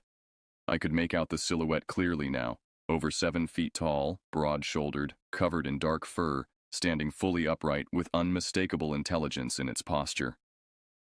We regarded each other across 30 yards of clearing, neither advancing nor retreating. For the first time, I didn't feel fear, only a profound sense of privilege. I was experiencing what naturalists throughout history had sought: contact with an intelligent species that shared our world but existed beyond our understanding. The being raised its hand in that now familiar gesture. I returned it. Then it melted back into the forest as silently as it had appeared. Inside my cabin, I found the horror novel open to a page I hadn't reached yet. A passage was underlined in graphite. They have watched us build cities and wage wars. They have observed our evolution from curiosity to fear. Perhaps they are waiting for us to become something better before revealing themselves fully. Perhaps the Watchers are also waiting to be seen. Below, in the same jagged handwriting as the front cover note, someone had written, "Communication has already begun. Are we wise enough to listen?" 3 months into my assignment at Blackwater, the delicate balance I'd established with the forest's hidden inhabitants was shattered by human ignorance. A group of self-proclaimed Bigfoot hunters arrived in my sector, armed with thermal cameras, recording equipment, and an alarming array of weapons. Their leader, a former military man named Garrett, spoke of finally getting proof in terms that made my skin crawl. "We've tracked one to this region," he informed me at the ranger station while filing their backcountry permit. "This time we're bringing back more than just footprint casts." The implied violence in his statement alarmed me, but I had no legal grounds to deny their permit. Instead, I assigned them to a sector far from where I documented most activity. Garrett's expression told me he wasn't fooled. "We've done our research, Ranger," he said quietly. "We know about Devil's Pocket. We know about the increase in reported sightings under your watch." That night, I found my storage shed broken into, the filing cabinet containing my unofficial documentation pried open, my journals and photographs missing. The Bigfoot hunters had already departed for the backcountry, ignoring their assigned camping area. I radioed headquarters requesting backup, citing armed trespassers heading toward environmentally sensitive areas. The response was frustratingly bureaucratic. Monitor but don't engage alone. Backup will arrive tomorrow morning. By then, I feared it would be too late. I set out at dusk, following well-worn game trails that I now recognized as something else entirely. Pathways used by the forest's hidden inhabitants for generations.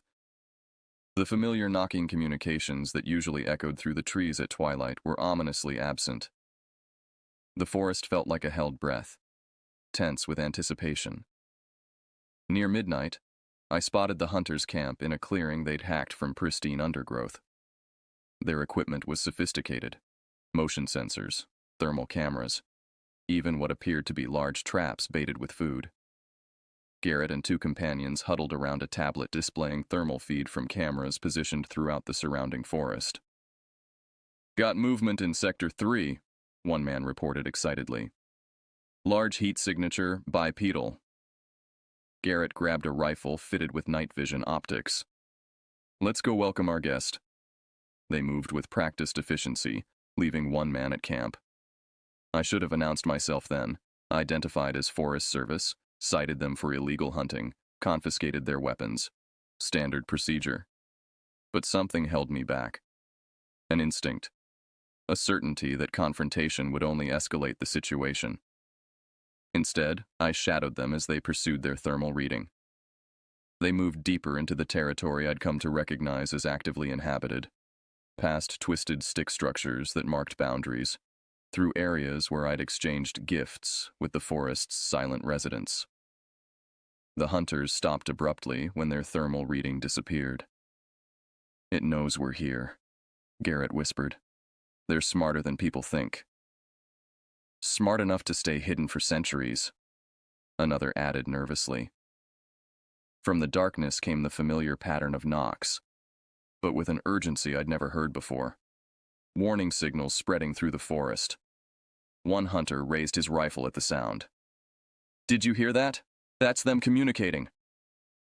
Garrett's face in the moonlight showed predatory excitement. "Set up the perimeter charges. Let's drive it toward the ravine trap." I'd seen enough.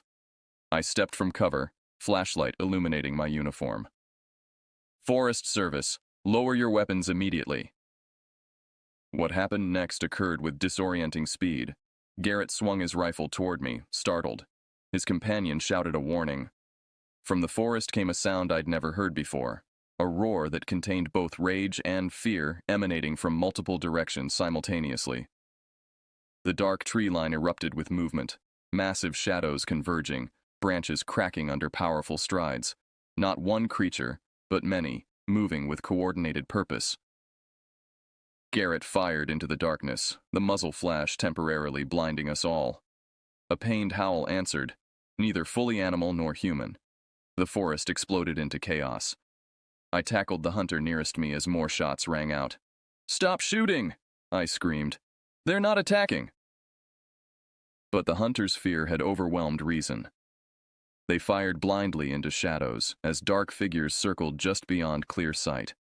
I caught glimpses of powerful forms moving with shocking speed and coordination, hurting us, not hunting us. A massive shape lunged from darkness, disarming Garrett with a single powerful swipe that sent his rifle spinning into undergrowth. The creature towered over him, 8 feet of muscled power, face more expressive and intelligent than any photograph or film had ever captured. For one frozen moment, human and non-human locked eyes. Then the creature did something unexpected. It spoke. Not words, but a vocalization so deliberately patterned it could only be language. More shapes materialized from the forest, surrounding us completely. Some carried crude but effective tools.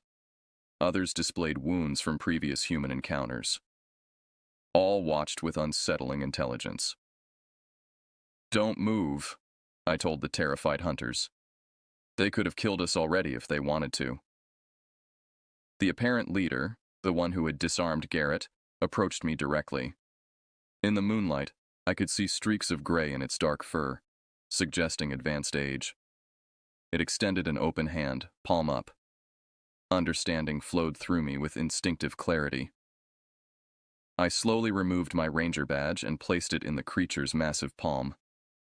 It examined the badge, then deliberately returned it to me with a series of soft vocalizations. A younger individual approached, carrying something that it placed at my feet. My stolen journals and photographs, retrieved from the hunter's camp. One by one, the creatures melted back into the forest until only the elder remained. It gestured toward the trail leading out of their territory, a clear command to leave. "We're going," I assured it, gathering the shaken hunters. "No one will be harmed." The creature watched our departure, its eyes reflecting a depth of awareness that fundamentally changed my understanding of what we shared our wilderness with. By dawn, I had escorted the hunters back to the ranger station. Their experience had transformed their bravado into humbled silence. When backup finally arrived, the hunters declined to file any report, claiming they'd merely gotten lost and fired at what they thought was a bear. But Garrett pulled me aside before departing. "It spoke," he whispered. "It recognized your authority. What the hell are they?" I had no simple answer for him. Only the growing certainty that the line between folklore and natural history was far thinner than modern science acknowledged. 1 year has passed since the incident with the hunters. I remained at Blackwater Ridge Station despite opportunities to transfer, compelled by an unfinished dialogue with the forest's hidden inhabitants. The official reports from that night mention nothing extraordinary, just trespassing hunters creating a disturbance.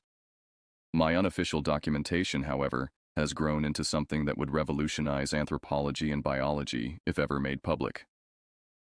I've documented consistent patterns of communication through knocks, whistles, and arranged objects. I've photographed structures of increasing complexity, some seemingly ceremonial, others purely functional. Most remarkably, I've recorded vocalizations that linguistic analysis suggests contain grammatical structure and consistent meaning. After the confrontation, something fundamental changed in my relationship with them. The boundaries between observer and observed dissolved into something approaching mutual study. They began leaving more elaborate gifts, carefully arranged botanical specimens, stones with unusual properties, once even a damaged trail camera that had been lost by researchers months earlier. In return, I leave objects that demonstrate human tool use and symbolic thinking. Simple mechanical devices, pictures, books. These items always disappear overnight, only to reappear days later, bearing evidence of careful examination. Last week, I found something extraordinary on my porch steps. A crude but recognizable drawing etched onto birch bark. It depicted a human figure and a larger, non-human figure standing side by side beneath stylized trees. Between them was a simple representation of my ranger badge. The message seemed clear. Recognition of shared territory and authority. A treaty of sorts. Word is spread quietly among the ranger community. Those who've experienced similar encounters now reach out through unofficial channels. We exchange observations, compare experiences, and gradually assemble a more complete picture of a species that has existed alongside humanity for millennia while remaining just beyond our full comprehension. The old horror novel sits on my shelf now, its lurid cover at odds with the complex reality I've come to know. The creatures it portrays as monsters are something far more profound, intelligent beings with their own society, language, and relationship with the wilderness we thought we were protecting. I've come to understand that places like Blackwater Ridge exist in a liminal space, not just geographically but conceptually. Here, the line between documented reality and folklore blurs until the distinction becomes meaningless. The scientific mind recognizes that absence of evidence isn't evidence of absence. These beings have perfected the art of existing in that absence. Last night, standing on my porch as twilight painted the ancient forest in deepening shadows, I heard the now familiar pattern of knocks, our established greeting. I responded with the corresponding pattern, feeling the simple joy of communication across species boundaries. From the darkness came a new vocalization, closer to human speech than ever before. A rough approximation of Ranger. They've been listening all along, learning, adapting, just as I have. I find myself wondering who's really studying whom in these woods. Perhaps we're both participants in a gradual convergence of understanding that began centuries ago and continues with each knocked greeting, each exchanged object, each moment of mutual recognition. The wilderness has always held secrets.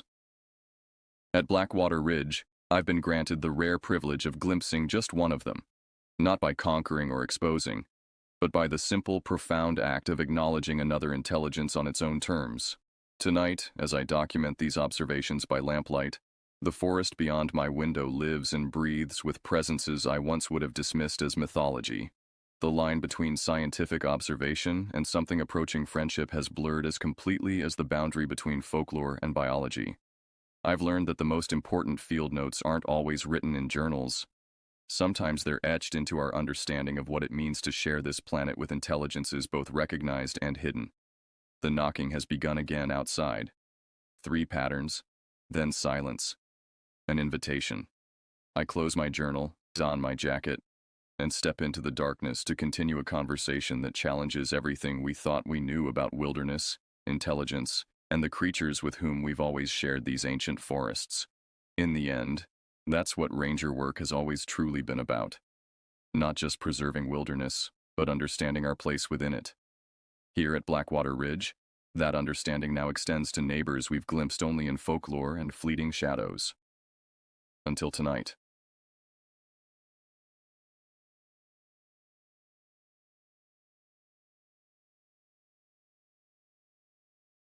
The decision to hike alone in the Navajo Highlands wasn't one I made lightly. At 32, I'd completed enough solo expeditions to know both my capabilities and limitations.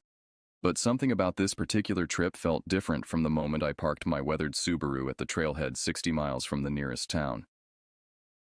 It was mid-October 2023.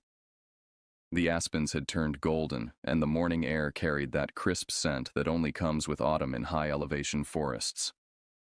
According to my research, this isolated section of wilderness was rarely trafficked due to its remoteness and challenging terrain. Perfect for someone seeking solitude after a brutal year working in corporate finance. 3 days out, 2 nights camping, then back to civilization. I mumbled to myself while adjusting my pack. The extra weight of my DSLR camera would be worth it for documenting the trip. The first 6 miles passed uneventfully. I maintained a steady pace, stopping occasionally to photograph peculiar rock formations or unusual flora. Around mid-afternoon, I arrived at a small clearing beside a creek that seemed ideal for setting up camp. As I assembled my tent, I couldn't shake the feeling of being watched. The forest had grown unusually quiet. No birds calling, no squirrels chattering. Just the sound of water over rocks and the occasional whisper of wind through pine needles. "Getting paranoid already, James?" I said aloud, my voice sounding unnaturally loud in the stillness.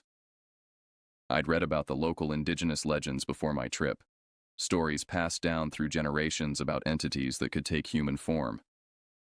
The ranger station had a pamphlet mentioning these traditions with the usual warnings about respecting cultural beliefs while hiking through ancestral lands.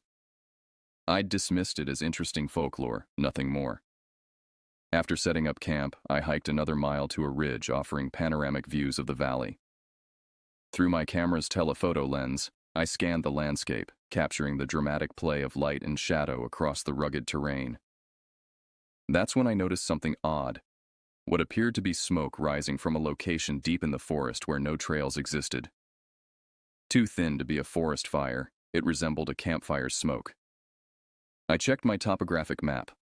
The area was at least 10 miles from any marked trail or road. Perhaps another hiker had ventured off trail, or maybe local hunters. As the sun began its descent, I returned to camp and prepared a simple meal of dehydrated stew. The peculiar silence persisted. No nocturnal animals began their evening chorus. No owls. No insects. Just unnatural stillness punctuated by the occasional crack of a branch somewhere in the darkness beyond my campfire's glow. I've spent enough nights in the wilderness to know this wasn't normal. Something had disturbed the natural order here. Sleep came fitfully that night. Each time I drifted off, some small sound would jolt me awake. The snap of a twig, the whisper of movement outside my tent. Once I swore I heard what sounded like breathing, close enough that whatever made it stood just beyond the thin nylon wall near my head. When I finally unzipped my tent at first light, I found something that made my stomach contract. A series of tracks circled my campsite. Not animal prints, at least not entirely. They resembled a mix between human footprints and something else, with elongated toe marks and unusual depth patterns. They approached from the forest, circled my tent multiple times, then disappeared back into the undergrowth. I'd traveled enough in remote areas to recognize most North American wildlife tracks. These matched nothing I'd ever seen. Morning brought no relief from the oppressive silence. No birdsong greeted the dawn, just the same heavy absence of natural sound that had settled over the forest the previous evening. I heated water for coffee and oatmeal, trying to convince myself the strange tracks had a logical explanation. Perhaps someone playing a prank.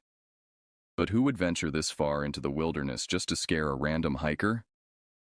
After breakfast, I packed my day supplies and decided to continue to my planned destination, a secluded lake another 5 miles along the trail. The walking helped settle my nerves, though I couldn't shake the feeling of being followed. Every few minutes, I'd stop and scan the forest behind me, seeing nothing but still catching glimpses of movement at the edge of my vision. Around noon, I reached a small stream crossing. As I carefully navigated the slippery rocks, something caught my eye: a crude arrangement of sticks on the opposite bank. 3 sticks formed a triangular shape with smaller twigs inside, positioned in a pattern that couldn't have occurred naturally. It reminded me of something I'd read about territorial markers, though not from any hunting tradition I recognized. As I photographed the arrangement, goosebumps rose on my arms despite the afternoon warmth.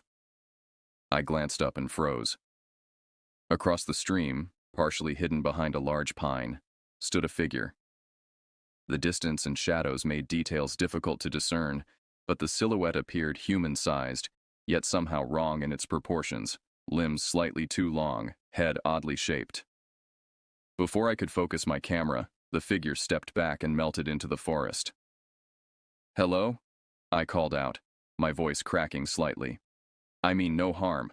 Are you okay?" No response came except the gentle gurgle of the stream. I debated turning back then, abandoning my planned route and returning to my car. But something, curiosity, stubbornness, or perhaps a misguided sense of adventure, pushed me forward. I convinced myself I'd seen another hiker, perhaps someone from one of the nearby reservations checking on ancestral sites. The lake, when I reached it 2 hours later, was breathtaking, a perfect mirror reflecting the surrounding peaks and cloudless sky. Under different circumstances, I would have spent hours photographing it from various angles. Instead, I quickly set up my tent in a protected spot with good visibility, gathered firewood while daylight remained, and prepared myself for another night. As darkness fell, I built a larger-than-necessary fire, finding comfort in its crackling warmth. The sun had just disappeared behind the mountains when I heard it, a sound that stopped my breath. From across the lake came a cry. Not quite human, not quite animal. It began as something resembling a coyote's howl but morphed halfway through into something that approximated human vocalization. A sound trying to be human but missing crucial elements. The result was profoundly disturbing, like audio from the uncanny valley. I fumbled for my phone, initially hoping to record the sound before remembering I'd had no service since beginning my hike. Still, I activated the voice memo function just as the cry came again, longer this time, echoing across the water. While listening to the recording afterward, I noticed something I'd missed in real time. Beneath the primary sound was another layer, almost like words in a language I couldn't identify, spoken in a raspy whisper. Sleep was impossible that night.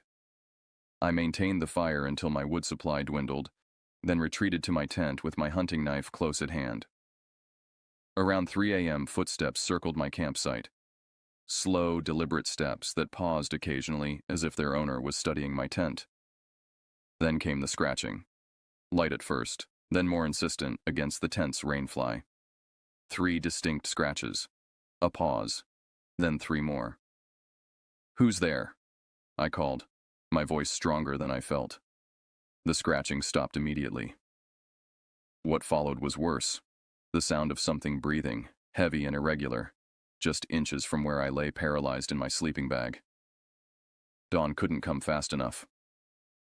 When the first gray light filtered through the tent fabric, I unzipped the door with trembling hands. The area around my campsite showed signs of visitation: broken branches, disturbed earth, and most disturbingly, my backpack had been moved from where I'd secured it to a tree branch about 30 yards into the forest. Nothing was missing, but the contents had been methodically removed and arranged in a semicircle. My food in one pile, clothes in another, maps and electronics in a third.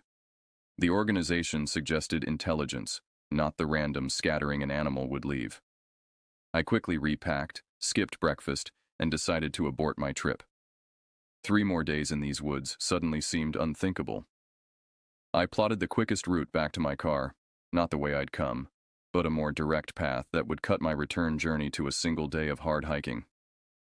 The new route took me through denser forest where the trail occasionally disappeared into undergrowth, forcing me to rely on my compass and map. Around mid-morning, I found the first marker: a small animal skull placed precisely in the middle of the trail, facing the direction I'd come from. 20 minutes later, another, this time a rabbit carcass, fresh enough that flies still swarmed around it, split open with its organs arranged in a pattern I refused to study closely. These weren't random animal remains. They were placed deliberately, recently, by someone tracking my movements with enough precision to stay ahead of me while predicting my chosen route. The logical part of my brain cycled through possible explanations: a disturbed individual living off-grid, hunters playing sick games with a solo hiker, even park rangers testing my reaction for some incomprehensible reason. None seemed plausible given the remoteness of my location. By noon, the markers appeared with increasing frequency: more stick arrangements, stones in circular patterns, and once, most unnervingly, a perfect imprint in mud that resembled a human hand with impossibly elongated fingers. I abandoned stealth and began moving as quickly as the terrain allowed, no longer stopping for water or rest. The sense of pursuit intensified with each passing hour. Twice I caught clear glimpses of movement paralleling my route through the trees, a figure maintaining my pace but staying just far enough away to remain indistinct. At one point, I stopped abruptly and raised my camera with its telephoto lens. Through the viewfinder, I caught a fleeting image of what appeared to be a person, but wrong somehow. The proportions distorted, the movement unnaturally fluid. Before I could focus properly, it ducked behind a large boulder. The photograph, which I examined while walking, showed only a blur of motion, but the outline was distinctly humanoid. I deleted it immediately, suddenly afraid of what closer examination might reveal. Around 3 p.m., I reached a small clearing and paused to check my position. According to my map, I'd covered nearly 12 miles, with perhaps 6 more to go before reaching my car. If I maintained my pace, I might make it before complete darkness. That's when I found the camera. It lay in the center of the clearing. My expensive DSLR that I was certain remained secured in my backpack. Yet here it was, lens broken, body scratched as if by claws. I frantically checked my pack. The camera was indeed missing, though I had no memory of dropping it or having it taken. With shaking hands, I turned on the damaged device and accessed the memory card. The most recent images weren't mine. Dozens of photos taken from positions surrounding my campsites over the past 2 nights. Shots of me sleeping, of me cooking, of me changing clothes. The final image showed me from directly above, asleep in my tent with the rainfly mysteriously absent, though I knew I'd secured it before sleeping. The implications were clear. Whatever was stalking me had been much closer than I realized, and for much longer. I dropped the camera and ran. Running in panic through unfamiliar wilderness is precisely what survival experts advise against, yet fear had overridden my training. After 10 minutes of crashing through underbrush, I forced myself to stop, gasping for breath beside a fallen pine. The forest had changed character. The relatively open woodland had given way to densely packed trees growing so closely together that in places their trunks almost touched. The ground between them was carpeted with a thick layer of pine needles that deadened sound and showed no obvious trail. I checked my compass with trembling hands. In my blind panic, I'd veered nearly 45 degrees off course. I corrected my bearing and continued at a more controlled pace, fighting the urge to look behind me every few seconds.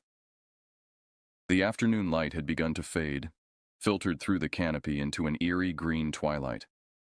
I calculated 4 hours of daylight remained, barely enough to reach my vehicle if I maintained a brisk pace without further detours.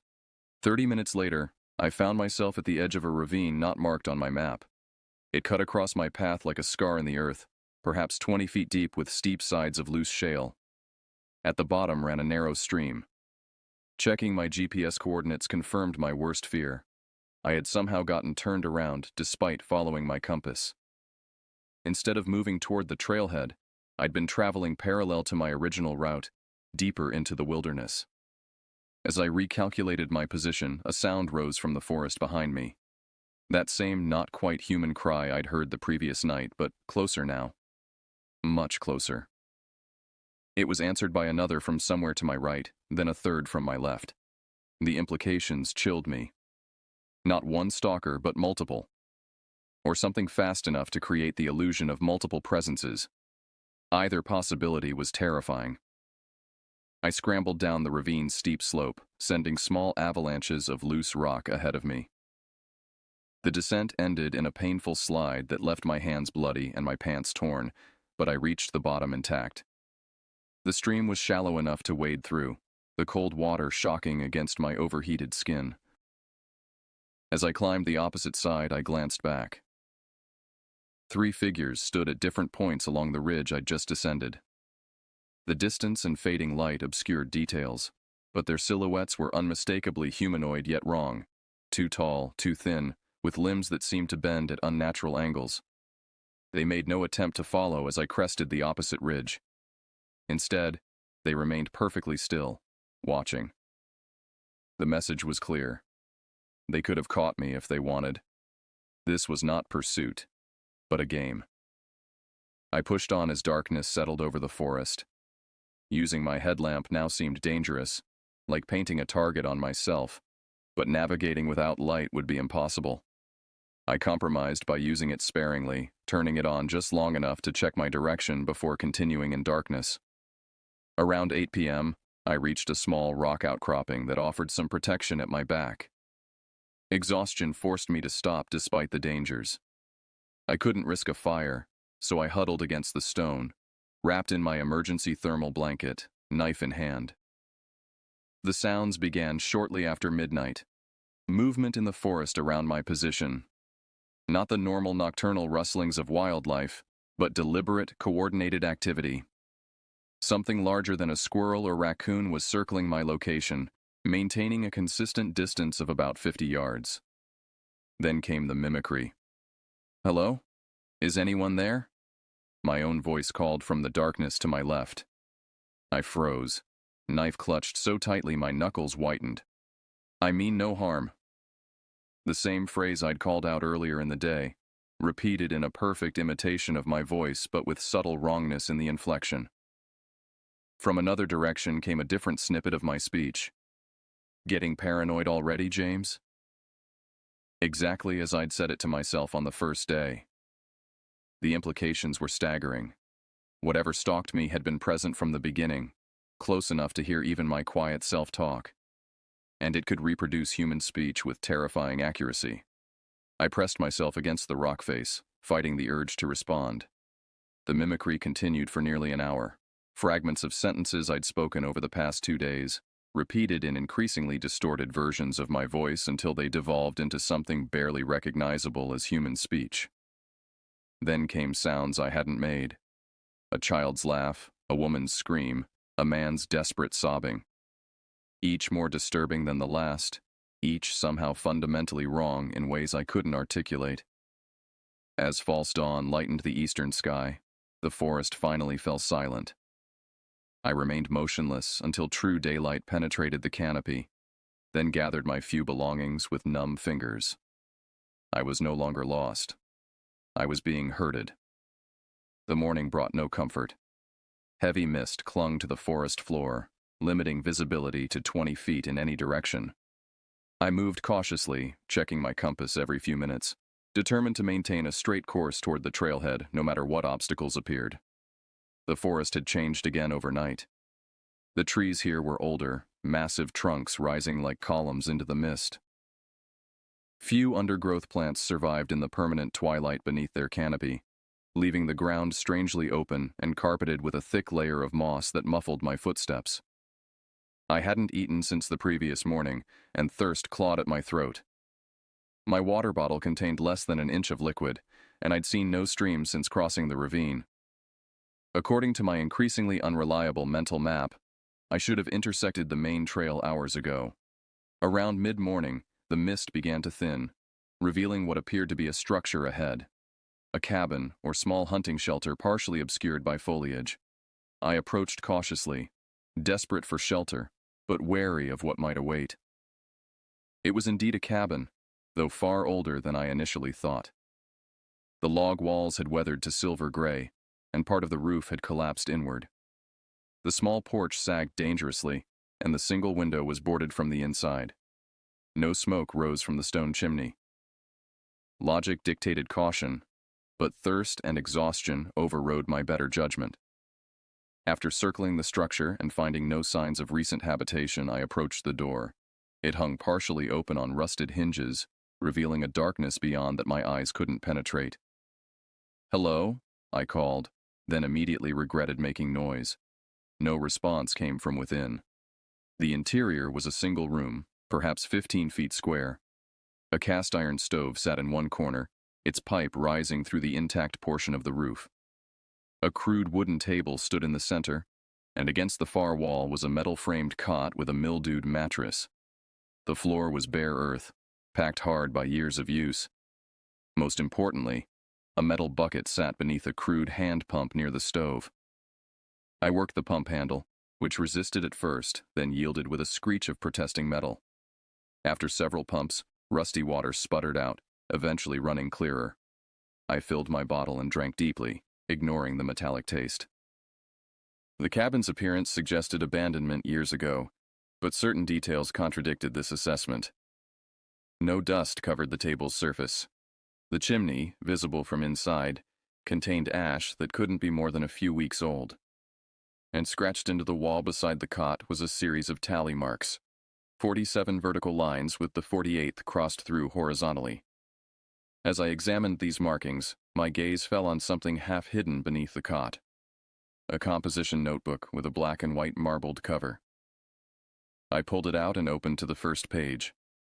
The handwriting was jagged and irregular, pressing so deeply into the paper that some letters punctured through to the next page.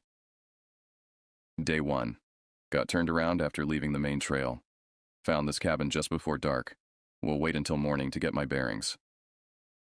I flipped through the pages.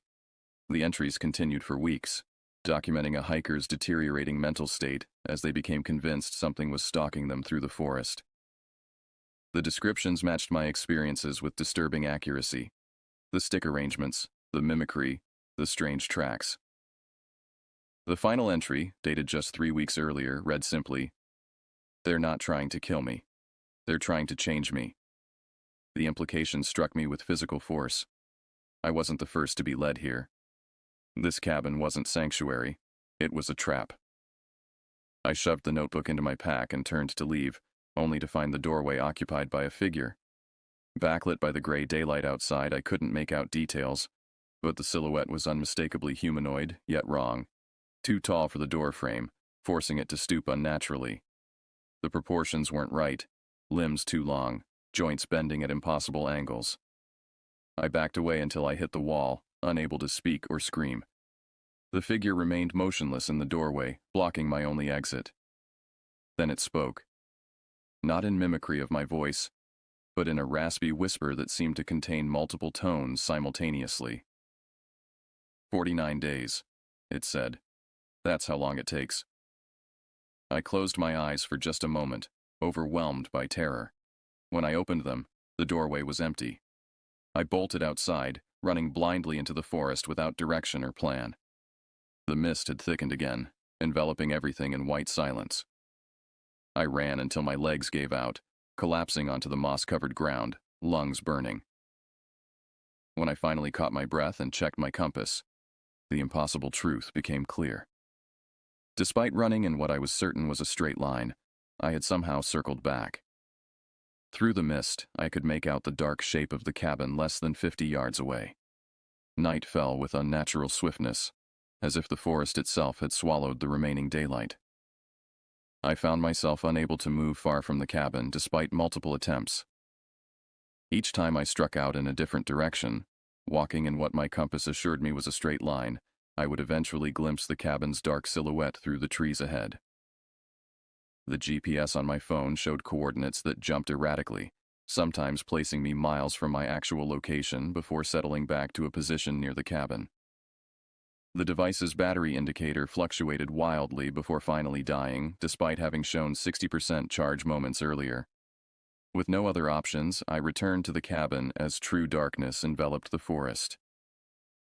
I barricaded the door with a heavy table and positioned myself in the corner with the best view of both the door and the single window. Sleep was unthinkable. Around midnight, the sounds began. Movement on the cabin's roof, scratching at the walls, and the low murmur of voices speaking in what might have been a language, but contained sounds no human vocal cords could produce. Something heavy dragged itself across the roof beams. Dust and debris filtered down through the partially collapsed ceiling. The temperature inside the cabin plummeted until my breath fogged in front of my face. The scratching at the walls intensified, moving systematically around the perimeter until it reached the boarded window. There it paused before becoming a deliberate tapping. 3 distinct knocks. Pause. 3 more. Against every instinct, I spoke. "What do you want from me?" The tapping stopped immediately. Silence held for nearly a minute before a voice responded, not from outside but seemingly from the very walls themselves. "To become," it said, using my own voice, yet subtly wrong.